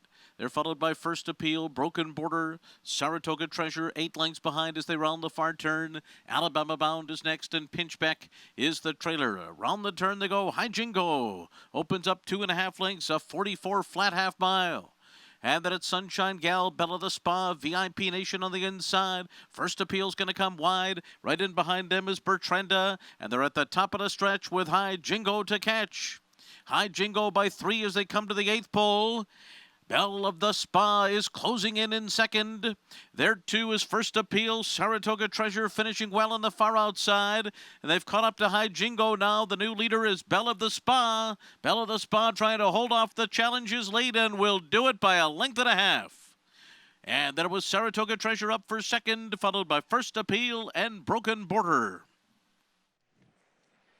Belle of the Spa, and yes, she is doing good. There's Bruce Brown, gets this one to the winner's circle in her 5-year-old return to the races. And I'll tell you something, this horse ran a huge race. I mean, obviously a quick final time, Paul, just under 120, but High Jingo's pace completely fell apart. Our horse chasing the pace, the number 9, Sunshine Gal, she fell apart. This horse was right on top of the pace the whole way. Everybody else that ran well in here was coming from well back. This was a well-deserved win and a terrific train job by Bruce Brown to get this filly to win, or mare now, off a long layoff and injury. Yeah, she showed that her race before wasn't a fluke going 7 front. You can see the 2 Broken Border on the inside. Had to steady a tiny bit, but that was much. The 7 made the giant move.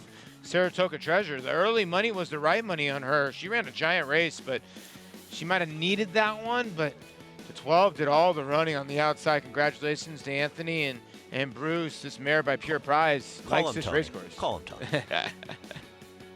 We'll have a drink with him in Saratoga. Good guy.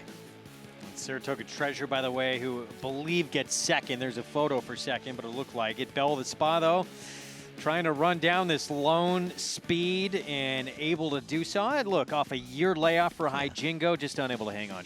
Yeah, I mean, it was a quick pace. I think that she just went, 107. The turf has gotten very firm. Yeah. And, you see these quick times in these sprints, but this was a terrific effort by this winner and everybody else that closed. And can we finally say that Broken Border just doesn't have the desire to win anymore? She didn't run badly, but in this pace, with these closers doing so well, what did she really do but pick up some pieces at the end? Yeah, she probably should have ran 2nd if she didn't run into trouble, but yeah, she was not beating the 12. All right, we're going to take a break. We'll make it official when we return. It is 12-7, 10-2. There it goes. Voodoo Song. Grade 1 4-star Dave winner and Saratoga Sensation. Looking to go back-to-back in the Forbidden Apple. It's now Friday, July 12th at Saratoga, that stakes race. We'll talk about it when we come back. There's a power so selfless. It has the ability to heal, to inspire, to unite, to change your life.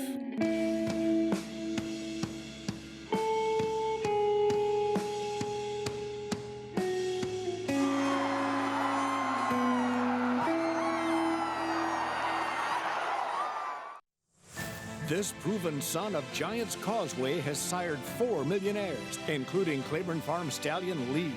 Recent top runners include Cutting Humor, winner of the Grade 3 Sunland Park Derby, plus 3-time graded stakes winner Sharp Samurai, and international star Shamal Nibras. This year, his 2-year-olds have brought prices up to $310,000. First Samurai, standing at Claiborne Farm. It's America's original sport, and no one covers it better than americasbestracing.net. From the sport to the lifestyle, the best races, horses, and destination venues, cocktails, gambling, fashion, and more. americasbestracing.net is a sport for you. Live it, love it, bet it.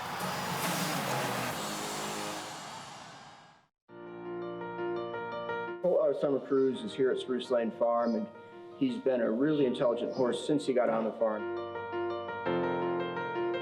He's just got great balance and presence. He's got a really good mind, and he does everything that we like to do so far. The plans with this colt are probably to take him to Saratoga or Keeneland Book 1 or 2. He fits those. We paid $250,000 for him, so he was an expensive horse, but that's where he belongs. Runhappy, standing at Claiborne Farm. Back at America's Day at the Races, Belle of the Spa. We heard from Bruce Brown. Good interview from Maggie telling us that she was ready to run this afternoon, and does she indeed, running down the speedster. High Jingo, 12, 7, 10 finish. Let's go downstairs to Maggie. Here with winning rider Dylan Davis aboard Broken Border, and, well, you almost got to win 2 back with her, but boy, you got to win off the layoff here today, Dylan. Looks like you were just a passenger. Yes, Maggie. Similar to 2 back, she was running off a big layoff, and she ran huge. Ran another race after that at Saratoga, and then took some time off again. Bruce really knows how to get her ready, and she had an outside post today, and she just kind of settled in 3 wide. Wasn't really responding into the turn there, and once I got to the crop on her, she responded well, and she got to the front. She kind of was getting a little green up front, but she held on well, and she ran great. She really did. It was an impressive effort, Belle of the Spa, off the layoff. And we were just kind of talking about it'd be fitting for you as a father to win on Father's Day with the poker coming up, as you'll have Dr. Edgar in there. Are you excited about him and his chances? Yes, of course. He's a great horse to ride. A very hard trier every single time. Exciting horse. So we'll see what's to come. All right. I think a mile but might suit him very well. Dylan, congratulations here with Belle of the Spa, though. Thanks, Maggie. All right, guys. Third win on turf for Belle of the Spa. Dr. Edgar, oh, he had that heartbreaking DQ last summer in Saratoga. I forgot about that. He's been good. He finished a good second the Knickerbocker last time out. He's a nice horse. Well, there's the price we needed, and it just takes one. In this NYRA Bets Late Pick 5 follow along, formful, and now $21.60 to open things up. There you go. Yeah, $620 is the least you can do to the 4 and the 7. And then everybody else is above that, and they're going to be your 2 favorites, but not right now, as the money's going to the outside horse, Violet Delights, off a year and some without a lot of turf. I'd never been on the turf before. First time gelding. All yours, Paul. And a drop. All right, we'll talk more about this nightcap coming up in just a little bit. In the meantime, it's going to be a fun summer coming up before we even get to Saratoga, because we have this Turf Triple Series on Stars and Stripes Festival weekend. We have the Turf Trinity for the boys and the Turf Tiara for the sophomore fillies. $3 million on the line in the Trinity, and a couple of horses pointing to it for Chad Brown. Well, Almanar is an older horse, and he actually was second in the Arlington Million last year, but Digital Age. He's a 3-for-3, undefeated. He won the big turf race on Derby Day with an explosive run towards the end, and I think he's a big player, Paul. How about you? Yeah, he's a giant player. This is a horse you can just tell. Look the way he lowers himself a little bit. And he's holding himself with an older horse. And I'm not a judge of what's going on here. I just look at PPs and know that he's a runner, and that's all you need to know. On that first leg, 1.25 miles in the Belmont Derby, and now we're hearing that Master Fencer of the Derby and Belmont now pointing to the Belmont Derby. Look at this. We'll attempt the first leg of the new Turf Triple Series on Stars and Stripes Day. I love it. That's going to add some international intrigue. That's awesome. It is awesome. You know, he was finishing with a lot of gusto in the middle of the racetrack, too. So, yeah, you know what? He didn't have a fair chance in the Belmont. He No, really didn't. He was in the middle of the racetrack, but there is the Turf Triple Series, and I'll tell you what, he's going to love every bit of the mile and a half of Monster Fencer if they go there, but there you see. You know what's cool about this series, too? Obviously, we're in Saratoga as well, but the final legs are going to be opening weekend here at Belmont. And sometimes we get back to Belmont and, you're a little worn out from Saratoga and there's a big sort of drop-off. But to have these big races that first weekend, I think it really spruces things up, and it's something to look forward to. A sophomore fillies version, the Turf Tiara. It starts off with the Belmont Oak Stars and Stripes Festival weekend as well. $2.25 million on the line in the Tiara Series, $3 million. In like that Trinity Series. Kind of like Dr. Evil right there. I did? $1 million. $1 million. The next two will not be in that series as they're older horses, but looking forward to two Grade 1 winners. Uni winning a Grade 1, the matriarch, but Sister Charlie, last year's champion. Diana, perhaps? Yeah, you hope so. Starting to lose track of all the Chad Brown runners. She's got a good stablemate in Home Marique, too, for Peter Brandt. That's the one. Some 1-2 punch. That French filly's amazing. But you can't count out these two horses either. Uni's like a sort of a grinder, overachiever. Sister Charlie, she's the kind of horse that needs to be ridden perfectly, right? Well, Sister Charlie wants more distance, too. I mean, Uni really got good. And, Sister Charlie, to be fair, was a horse that Chad Brown got from Europe who had very strong credentials. And I think Chad Brown would say, all I had to do was get her to run to those races. Whereas when he got Uni, she was nothing when he got her from Europe and turned her into a Grade 1 win, and that's really impressive. Yeah. One of our favorites and absolute fan favorite at Saratoga, getting ready for a return as well. That is Voodoo Song for Linda Rice, owner Barry Schwartz. And got a Grade 1 win of the 4-star Dave last summer. Just turns into a different kind of runner up at the Spa, and now pointing towards the Forbidden Apple, which will be at Saratoga on Friday, July 12th this year. He might be the biggest beneficiary of the meet opening earlier this year. There is, right? To get an extra race up at Saratoga. And, of course, he won that race at Belmont last year. Yeah, and he put together something special. Last year, although he did not win at Saratoga, the year before, that was amazing. He won the 4-star Dave. He lost his last start in the Bernard He looks Group. good in this workout. Looks like his ears are pricked. He looks good. And let me say something else, and I think you guys will both agree with this. Obviously, he loves running in Saratoga, but let's not just say he's a good horse in Saratoga. He's a very good horse. I thought his race when he was third in the poker last year was one of the best races he ever ran. Yeah. Well, he won a Forbidden Apple at Belmont last year with a 102 buyer. Yeah, he's not just a one-track specialist, indeed, but he's a Grade 1 winner now. Yeah. So he is proven that he is among the best of the best in that division. Can't wait to see him return. And a former claimer as well. I mean, it's a cool story. Going to be fun to see him back in action, so we can't wait for that. That's going to be on the opening Friday of the meet. Again, we opened a week earlier this year. We have this to look forward to as well, the 1863 Club. It's the newest must-see hospitality and event facility at Saratoga. It's located on the clubhouse turn, offers premium experiences and breathtaking views throughout the 3-story climate-controlled facility. There's fully furnished luxury seats with private balconies. I think I'm going to say we should probably do our show from there. Well, I have a friend who has a table, so I'm in there. You're just I may just be there during the show. You're just kind of looking out for yourself. I thought we were a team. I'll do a remote from the table. How's that sound? You're going to leave us? Listen, you got to fend for yourself, Greg. Wow. They might let Paul in. I don't know about you, but they might let you in. I'm just bringing my selfie stick in there. Opening day this summer. It's going to be fun, and that is going to be a tremendous place to catch all the action at the 1863 Club. We'll be back. We still have the nightcap coming up. Stay with us. We're 19 minutes to post.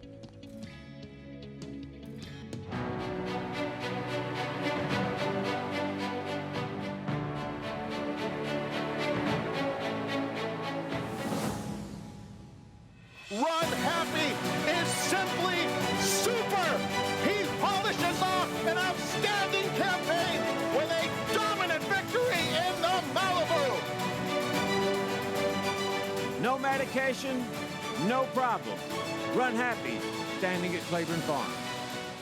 No sport in the world brings the wins home like racing. It's one-of-a-kind, high-speed, high-stakes action, and NYRA Bets takes you there. Place your bets and watch the races live from anywhere. With NYRA Bets, make easy, secure deposits and promotions every day to earn reward points or cash. Download the NYRA Bets app or visit NYRABets.com. Sign up now for a $200 new member bonus with promo code LIVE at NYRABets.com. Grade 1 winner Lee traveled the world competing against the best of his generation. A graded stakes winner on both dirt and turf, he set a new track record in the Grade 1 Don Handicap and retired with earnings of more than $2.3 million. With yearlings bringing up to $650,000 and his first crop 2-year-old selling up to $430,000, the sky is the limit for this promising young stallion. Lee, standing at Claiborne Farm. Want a shot at winning $1 million? Who wouldn't? Here's your chance. The new Stay Lucky app from America's Best Racing. First, you've got to download it. It's available on Android and iPhone. Now that you've got it downloaded, just click on the app and set up your account. Once you're logged in, click on this quick tutorial on how to play. Now, you're just about ready to start picking some winners and building a streak. But before you do, a little help for you from some pros. Each week, the best races in the country are loaded onto Stay Lucky. All you gotta do is click Make a Pick, and you've got a fresh menu of races to sort through. You can pick one horse for as many races as you like. The more you play, the faster your streak will grow. As you start stringing together winners, you'll start racking up prizes. Get to that 20 win mark, you're gonna win $1 million. And with the Stay Lucky app, you're always just a click away from everything that's on americasbestracing.net. So, what are you waiting for?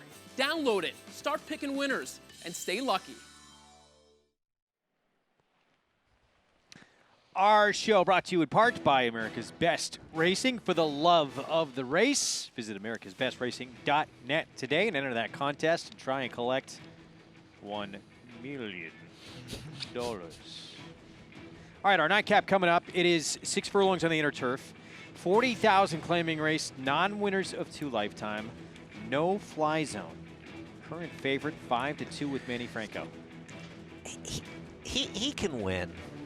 You know, and I guess an argument is kind of the horse to beat, but didn't his last race just sort of fall apart? I mean, Paul, the pole to speeds just fell apart. And also, I didn't love the way he was running in the stretch. He was lugging in badly. Now, perhaps switching to a strong rider like Manny Franco will help him stay straight. But I thought his last race looks better on paper than it is. I'm not saying he can't win, because he obviously can. But yeah, I just thought it was okay. Yeah, it's an average race. And all the money's going on horses that have never been on the turf before and some other horses. But the 7, when you look at his races, the race before that was good. He got paced to run into. They flew 21-44. They've flown in a lot of his races, and will he like this configuration? The one thing I do like, he's run well at Laura, he's run well at Gulfstream, so 2 different racetracks he's run okay, so why wouldn't he like this one? Time for a paddock report. We're going to head downstairs to Maggie. And want to check in with the horse you guys were just mentioning. That is number 7, no fly zone in here. And I totally agree with what Andy was saying. He did not leave a good taste in your mouth when you watch that race down at Laurel. And it's not as if Heavy and Toledo is an unknown jockey. He's one of the more successful guys down there. So, you know, Manny's great, but it's not like he had a slouch on his back before. He looks great here in the paddock, but too, isn't he a bit pace compromised here? He just needs something to fall apart in front of him, and it did last time. He still couldn't even get the job done. So while I like him here in the paddock, I can't say I'm in love with him on paper, as there are 2 horses bookending this field that are trying the turf for the first time.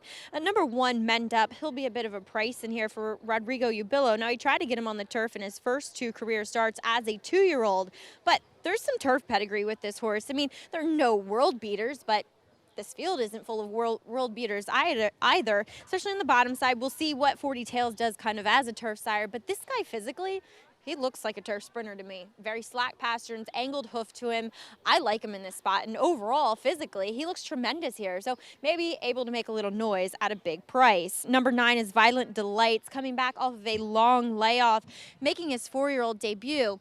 Now, he hasn't done much growing. He hasn't changed really at all since the last time I'd seen him. I wish there was some development physically with him, but he is well conditioned heading in here off of that extended layoff, and trying the turf, maybe. I like these violences getting on the grass. There's not much on the bottom side to really write home about as far as a positive influence with the surface switch, but it kind of makes sense. You know, coming off of a long layoff, whatever the issue was, turf is a more forgiving surface, and it's a bit kinder to horses. So we'll see what he does for Tom Albatrani here, Greg. Maggie, all right, thank you. Yeah, turf debut, and now coming off a long layoff. Violent Delights last race March 11th of 2018.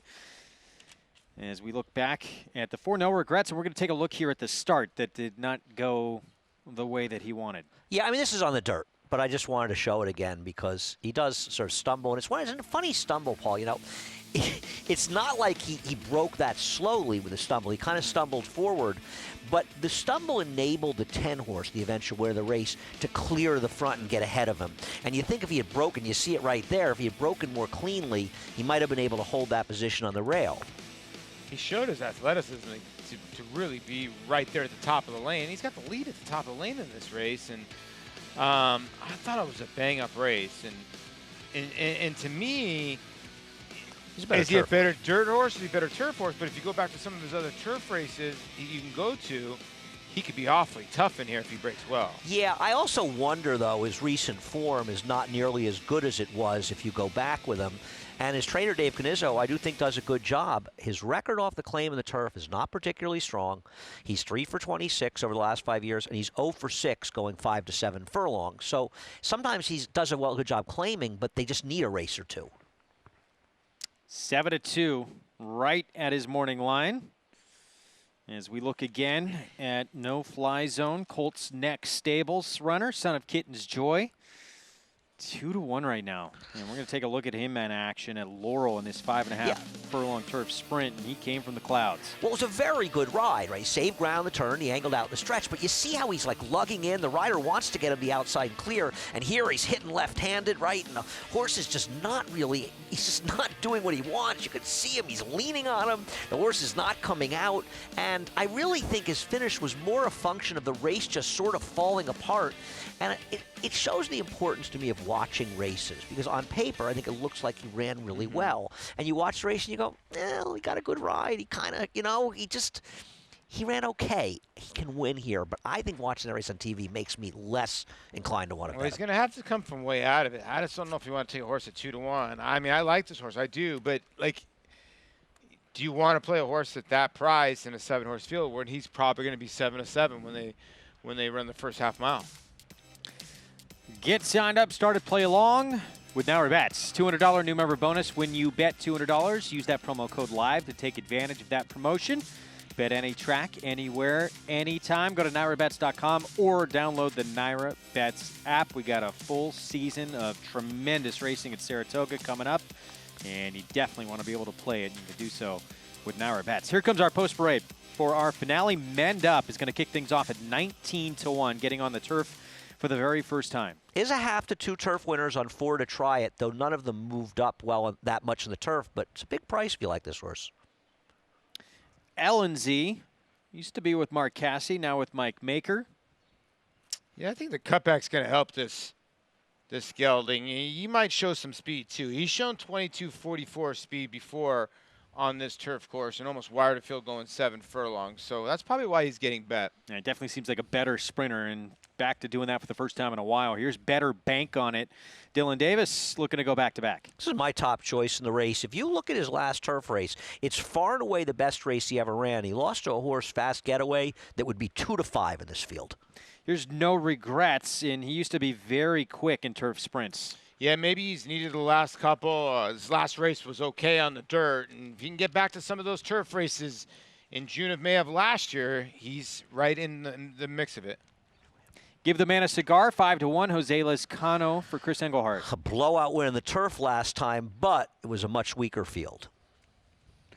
No Fly Zone, the favorite, still favored. We've been talking about him a lot. Manny Franco aboard. Well, he's going to need a lot of these horses to go at it, and because the 2, the 4, so he can set up his late kick. Look for him for his late rally. And the X-Factor runner on the outside. Turf first time off a more than year layoff for Tom Albatrani, Violent Delights. Half to 1 horse that ran on the turf that did not run well at all. I'm surprised he's taken so much money. I am too. Well, he was okay, dirt horse. just in some tougher races, I dirt get races. it. But You almost wonder if maybe the trainer's, looking for a race for him and kind of using this race as a prep. The other thing is, this is a horse that's running for $40,000 off the long layoff. That's not a great sign either. Last time he ran, he was in an $80,000 claiming race. recently gelded. Yeah, I guess they're pulling out all the stops, and they're probably thinking, okay, nobody will claim us for 40. We've been off for so long. Let's try the turf. Let's do something, I guess. He's a New York bred who's eligible for non-winners of one races, which he'll get the $40,000 back if he wins just one of them, or he runs second in them 2 or 3 times. And I think they're almost trying to give him away. I'm not going to be surprised if somebody actually does claim him. Especially, I'm sure there were people looking in the paddock and trying to figure out why has he been off for so long. True. Meanwhile, the two in Paul brought up a very good point here. LNZ back to what he probably does a whole lot better, and that's sprint on turf when he hasn't been doing that for quite a while. Yeah, he's a hard read. I mean, he was brutal in his last race, and he certainly had his chances in 5 seconds. But he's run a lot of races, Paul, to beat this field. Mike Maker usually claims him the other way around. He claims him to go farther. This one probably wants to go shorter. But the thing that's with LNZ, 1 for 17 just sticks out like a sore thumb. And I'm wondering if Mike's like, okay, let's go back to sprinting and send and see if that will wake him up. Now, the 3 better bank on it. You know, the 1 turf start was good. It was okay. I mean, and then the other one at Saratoga was not bad either as a 2-year-old. And here's the one thing. He's a 3-year-old, so he gets a little weight on a couple of these horses in here. I like the fact that his turf races are clearly better than his dirt races. Yes, clearly. And, you look at that race. Mystical Song, who finished second, is a solid horse who could win a race like this. Fast Getaway. I mean, he lost 3.5 lengths, but Fast Getaway, I mean, literally would be 1 to 2 or less in a field like this, and I think he ran well. I think the public's overlooking this horse. Big price at 8 to 1. 51 to 1 last time on the turf. Yeah, and outran it by a lot. And this horse clearly is a better turf horse. Well, Dirt horse now, he's not a very good dirt horse, so it makes it easy. Yeah. Now with more on better bank on it, let's go down to Maggie. And guys, I was so positive that Better Bank on It would take to the turf again 2 starts ago. I mean, he was 51 to 1 that day. And watching him warm up out here, I mean, it even stamps and seals it even more so for me that he is truly a turf horse. Yeah, his ability level is so-so, is moderate, but he just has that high knee action, that kind of plodding type of stride, especially it's accentuated when he's on the dirt, which isn't his preferred surface. And he looks great here for Eddie Barker. I think with Dylan Davis aboard, Dylan trying to get the late double here, Better Bank on It is a good bet at 8 to 1, guys. Maggie, Andy, in agreement with the 3, and you're getting a square price. It worked really well in the last race where we all agreed and the horse ran last. So maybe Maggie and I could team up and improve on that last place finish. Well, Maggie actually, her selection going on a horse who is trying the turf for the first time. That is Mend Up at 18 to 1. I use this horse. My friend Mike Beer likes this horse a lot, too. And 40 Tails, the sire, you don't think of as a turf horse, but it is a tail with a cat. Yes. So he was a good turf influence, and dirt horse as well, but a turf influence. Why not? I mean, you have to admit, Paul, this is the kind of race you shouldn't be afraid to take a shot first time in the turf because there's no killers in here. No, there isn't. If you're going to take a shot, it's against the 9. Well, that's sort of why you would wind up here, right? Because you don't like anyone else. It's not that you like the one. Well, think about as a horse player in your life. How many times have you made little hit in a pick 4 where you used a horse because, like, I just don't like anybody in this race, so I'm going to throw in a couple of bombs and they win. And even as a horse player, almost anti-plays sometimes are better plays because your opinion. You're saying how wrong our opinions are. Well, I don't like the favorites. You look at a race and you see a couple of favorites and think, boy, they're just kind of vulnerable. They're not that good, and that opens the race up. And if you're right, whoever you end up liking is going to be a much better price than maybe they should be. It's the idea of finding value. And also not having to be right that often, right? I mean, that's the key of the game. To be right is infrequently impossible as possible and still make money. So let me ask you this. So LNZ, coming out of longer races, might dull the speed a bit, but when she was at her he was at his best. He was in front sprinting. Then you also have No Regrets. You have Kendrick Carmouche back on board, who's a speed rider on a horse with sprint speed on turf. Those two go at it here? Well, you've got Kendrick. You left out one important variable. Irad Ortiz is riding LNZ, who is a bit of a passive rider. So I agree with everything you said, except I don't believe that Irad's getting into a duel with Kendrick. It's just there's a first, Most don't. the first for everything. Yeah. But I mean, your point is well taken. The thing is, you look at the two riders, and you've got one guy that's super aggressive, another guy that's not an aggressive rider. Yeah, the 4 should get a clear lead in here. If the 2 decides to get aggressive, then it's going to make the 7 very, very tough to handle late in the lane. 5-2. No fly zone's been favored throughout.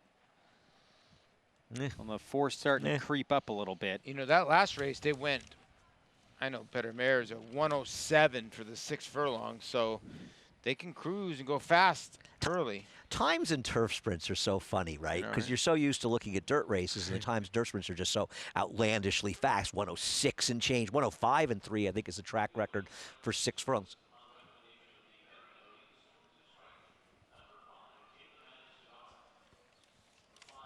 A 5-horse being told by Larry Collmus, track announcer. Give the man a cigar. Coming out of here, and we hadn't really talked about him a lot, but boy, did he become a different horse in that maiden claiming victory on the turf last start at Belmont. But we're not going to get to see him today. Yeah, different horse on turf. And this is one of the things I'm sort of most proud of us at NYRA. You will see scratches like this. You know, the last thing we want is a horse that shouldn't be racing to be racing. It's obviously terrible for the horse, but it's also terrible for the public. Yeah, and you're, as a bettor, you always go, oh, I was waiting to bet that horse, I bet it. But you were going to lose your money. You were. And you don't want the horses racing. And I think that's, we've always been very good about if a jockey has an issue or the vet has an issue, they're out.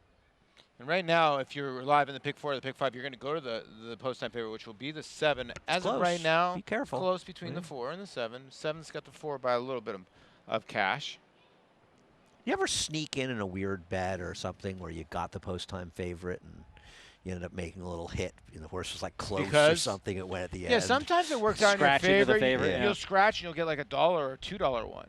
And then you'll forget and put it in and go, oh, it paid $4. Oh, I got $9.60 back instead of $4.80. Well, I think a lot of us, it happened to me, got hit the pick 4 on Friday 2 times because the scratch with Catalina Cruiser. You got Catalina Cruiser and Stu Scher, who I liked, ended up scratching. And, you tend to hear people complain about the rule, and understandably when they don't love the favorite, and they get it. Yeah. But they don't say much when you scratch the favorite, it wins. Exactly. And I think when a horse like a scratch, especially a super short price, I'm always happy to see a favorite win so people didn't get a raw deal. No, I'm with you. I like to see it to go towards the public, and they don't get a raw deal because a lot of people that like the 5 and don't like the 7. There are people in here that don't like the 7, like Andy, that don't want the 7 to be the favorite. He can win, but I just wouldn't bet on him in here. But you'd rather have somebody else maybe be the favorite, and you don't want the 9 to be the favorite. And right now, it looks like the 9 and the 4 are trying to battle the 7. Speaking of Catalina Cruiser, possibly head-to-head against Matoli at Saratoga this summer. And World of Trouble could run in that race as well. I was talking to Mike Dubb, who's one of the owners, and they're talking about going there. Boy, that Vanderbilt. I mean, any 2 of those 3 in your, I think the Vanderbilt, Forgo later in the meet? Oh, okay. I think so. Yeah, because I know that they mentioned that that Matoli could cut back 6 runs of Vanderbilt too. Okay. They could run them both, theoretically. Well, yeah, I think for Catalina Cruiser, it would be either the San Diego. Bring him back for the Forgo. He Del loves Mar or New the York. Forgo. All right, here we go in the nightcap. No fly zone. The 7, our favorite, Manny Franco. And then a couple of trying the turf for the very first time. The 1, the big price mend up. That is Maggie's selection, or the 9, Violent Delights outside. Let's go upstairs to the voice of the Triple Crown for the call. Larry Collmus, bring us home. Violent Delights goes in, and they're all in line. They're off. LNZ straight to the front with No Regrets now moving up alongside. The 2 of them to set the pace just ahead of Violent Delights and then toward the inside, Better Bank on it.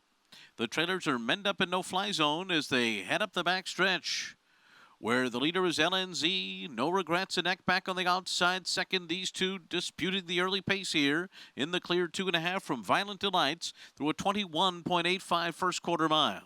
Better Bank on It is fourth and riding the rail around that turn, 3.5 lengths off the lead. The no-fly zone on the outside of Mendup. Around the far turn, LNZ going at it up front with no regrets. The two of them stride for stride on the lead as they arrive at the top of the stretch. Better Bank on It 2 lengths behind them. Then Violent Delights on the outside, no-fly zone and Mendup, and they're into the stretch. And on the outside, it's no regrets. LNZ tries to hang in at the rail. Outside of those two, Better Bank on It.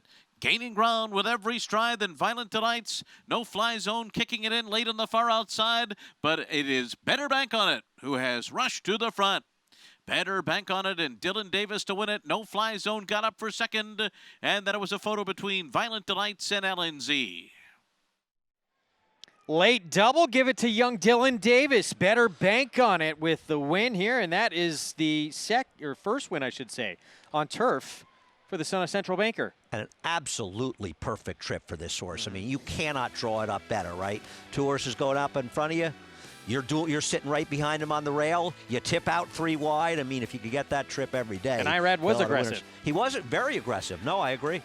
Yeah, he was aggressive, and he was not letting the other horse go by him. And Kendrick Carmouche, I think Kendrick always thought he had him, but he never did. And the 3 Better Bank on It really does run a nice race, strides out nice. You got to give the 7 a little bit of credit. He made up some ground from way out of it to pick up second place money, but this horse wins nicely here. Nice late double for Dylan, right? 108 and 2. It is indeed. So Better Bank on It goes off at 5-1, and back on Belle of the Spa, 9-1, I believe. Yeah, yes. $21. Healthy little double there. Yes. We'll be back with the prices right after this photo for place. We'll make it official when we return here on America's Day at the Races. Stay tuned.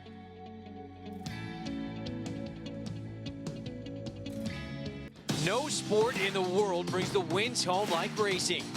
It's one-of-a-kind, high-speed, high-stakes action, and NYRA Bets takes you there. Place your bets and watch the races live from anywhere. With NYRA Bets, make easy, secure deposits and promotions every day to earn reward points or cash. Download the NYRA Bets app or visit NYRABets.com. Sign up for a $200 new member bonus with promo code SPRING19 at NYRABets.com. Tom Durkin letting you know New York breds start with an advantage. At the sales, buyers pay up to 7 figures. And there's over $2 million in stakes money limited to New York sired horses in the New York Stallion Stakes Series, like the Park Avenue for 3-year-old fillies. Newly minted wins it for fun. For fun and money. The winner's share generates an additional $55,000 from the New York Breeding Fund. Funny Guys gonna do it. Funny Guys winning the Times Square division generates the same money. So get with the program at nybreds.com. Runhappy was the fastest 3-year-old sprinter of his generation. Runhappy is stamping his horses. And they all got great necks, great hind legs. They all got a good walk, and this colt moves very, very well. Very smart. He hasn't turned a hair since we had him. First day we turned him out, he was very, very gentle in his paddock and did everything right. He's got an exceptional pedigree. Runhappy standing at Claiborne Farm. Mastery retired undefeated, winning his 4 starts by a combined 20 lengths. A 6-figure September sale purchase. He won impressively in his 2-year-old debut at Santa Anita. From there, he captured the Grade 3 Bob Hope Stakes and completed his juvenile campaign with a dominant performance in the Grade 1 Los Alamitos Futurity. At 3, the top-rated son of Candy Ride sizzled in the San Felipe. Now his much-anticipated first crop has arrived. Mastery, standing at Claiborne Farm. Back on America's Day at the Races, Better Bank on It. Dylan Davis gets the win at 5-1. I haven't seen these Central Bankers, these Mission Impossibles, but the Central Bankers have been taken to the turf. I hate to use it, like ducks go into the water, but you can just tell. You can just tell, like they're loving it. And I like the way he finishes up. He's got his ears up and wants to do a little bit more. He might want to go a little bit farther. Yeah, I love seeing how these Central Bankers are doing so well. They're doing well. They really are. I mean, he's got to be one of the hotter sires in New York right now, Right? Yeah, and I would think with a lot of 5.5 furlong races there at Saratoga, you're going to see a lot of them. A lot of the 2-year-olds are probably going to come running those 5.5 furlong races. And I think going a mile is going to be just about right for the Central A son of Speightstown. I mean, how incredible was Speightstown? He didn't get good till he was 6 or 7. He finally put it together that year. He's champion sprinter. His horses can go long, short, turf, dirt. He's tremendous. Still waiting. Didn't the 7? They must be for third. Didn't the 7 get second for sure? I thought the 7 got second for sure. It must be hard because they were all covered up to see who the third place finisher was. But I thought the 7 ran easily second here. Let's take a look. The 2's on the rail. I got 3-2, so I'm rooting for 3-2. See if we can get a better view here, because that will not help us. I definitely can't tell the photo from that. Yeah. Well, the shadows, yeah, you can. All right, we'll try and get a better view this one either. before we sign off here, coming to a conclusion of our show here momentarily. While we have a minute, I want to tell everyone on FS2 tomorrow, we're on from 3 to 8:30. As we look again, this will give us a better look. MSG Plus, we're on 4:30 to 7, and Prime Ticket San Diego 4 to 7:30 tomorrow. Paul, give us the super. Okay, you got one chance. So we got the 3 wins, obviously. The 7's going to cover rolling out. So 3-2, 7 or 3-7-2. Maybe it's for 4th. The 4's drifting out. No, it's for second. So did the 7 nail the 2? Yeah, 7 then definitely. yes. No, I it's don't the question know. of yellow. It's the question the horse in yellow got third, it's right? for third, and I don't think they can see. Yep, and it's a dead heat for third, guys. Yep. And It's a that dead was heat that was between- Violent Delights? Yeah, the 2 and the it's a heater between the 2 So and the 9. 3-7 and 2-9 dead heat for third. Yeah, they couldn't see. I don't think they could see because the 7 had the other horses covered up. How's the winner of this race a significantly bigger price than Violent Delights? That's crazy. It is crazy, right? Yep. All right, so the prices in a moment. We're going to have Churchill joining us tomorrow on our Tomorrow. Twilight card. Yeah, tomorrow. It's a good And card tomorrow, too. Friday as well. We're going to have Jonathan Kinchen live on site in Louisville. This is their Saturday stake schedule. Yeah, I know we're looking at Saturday's stake schedule. Tomorrow, like the last 3 races, it's got like 30-something cards, but there's Churchill Saturday Big schedule. fields in these races. Yeah, I mean, the Stephen Foster Grade 2, obviously, the Fleur-de-Lis, the Great Wise Dan. I mean, it's a great schedule on Saturday. Great card. Downs After Dark.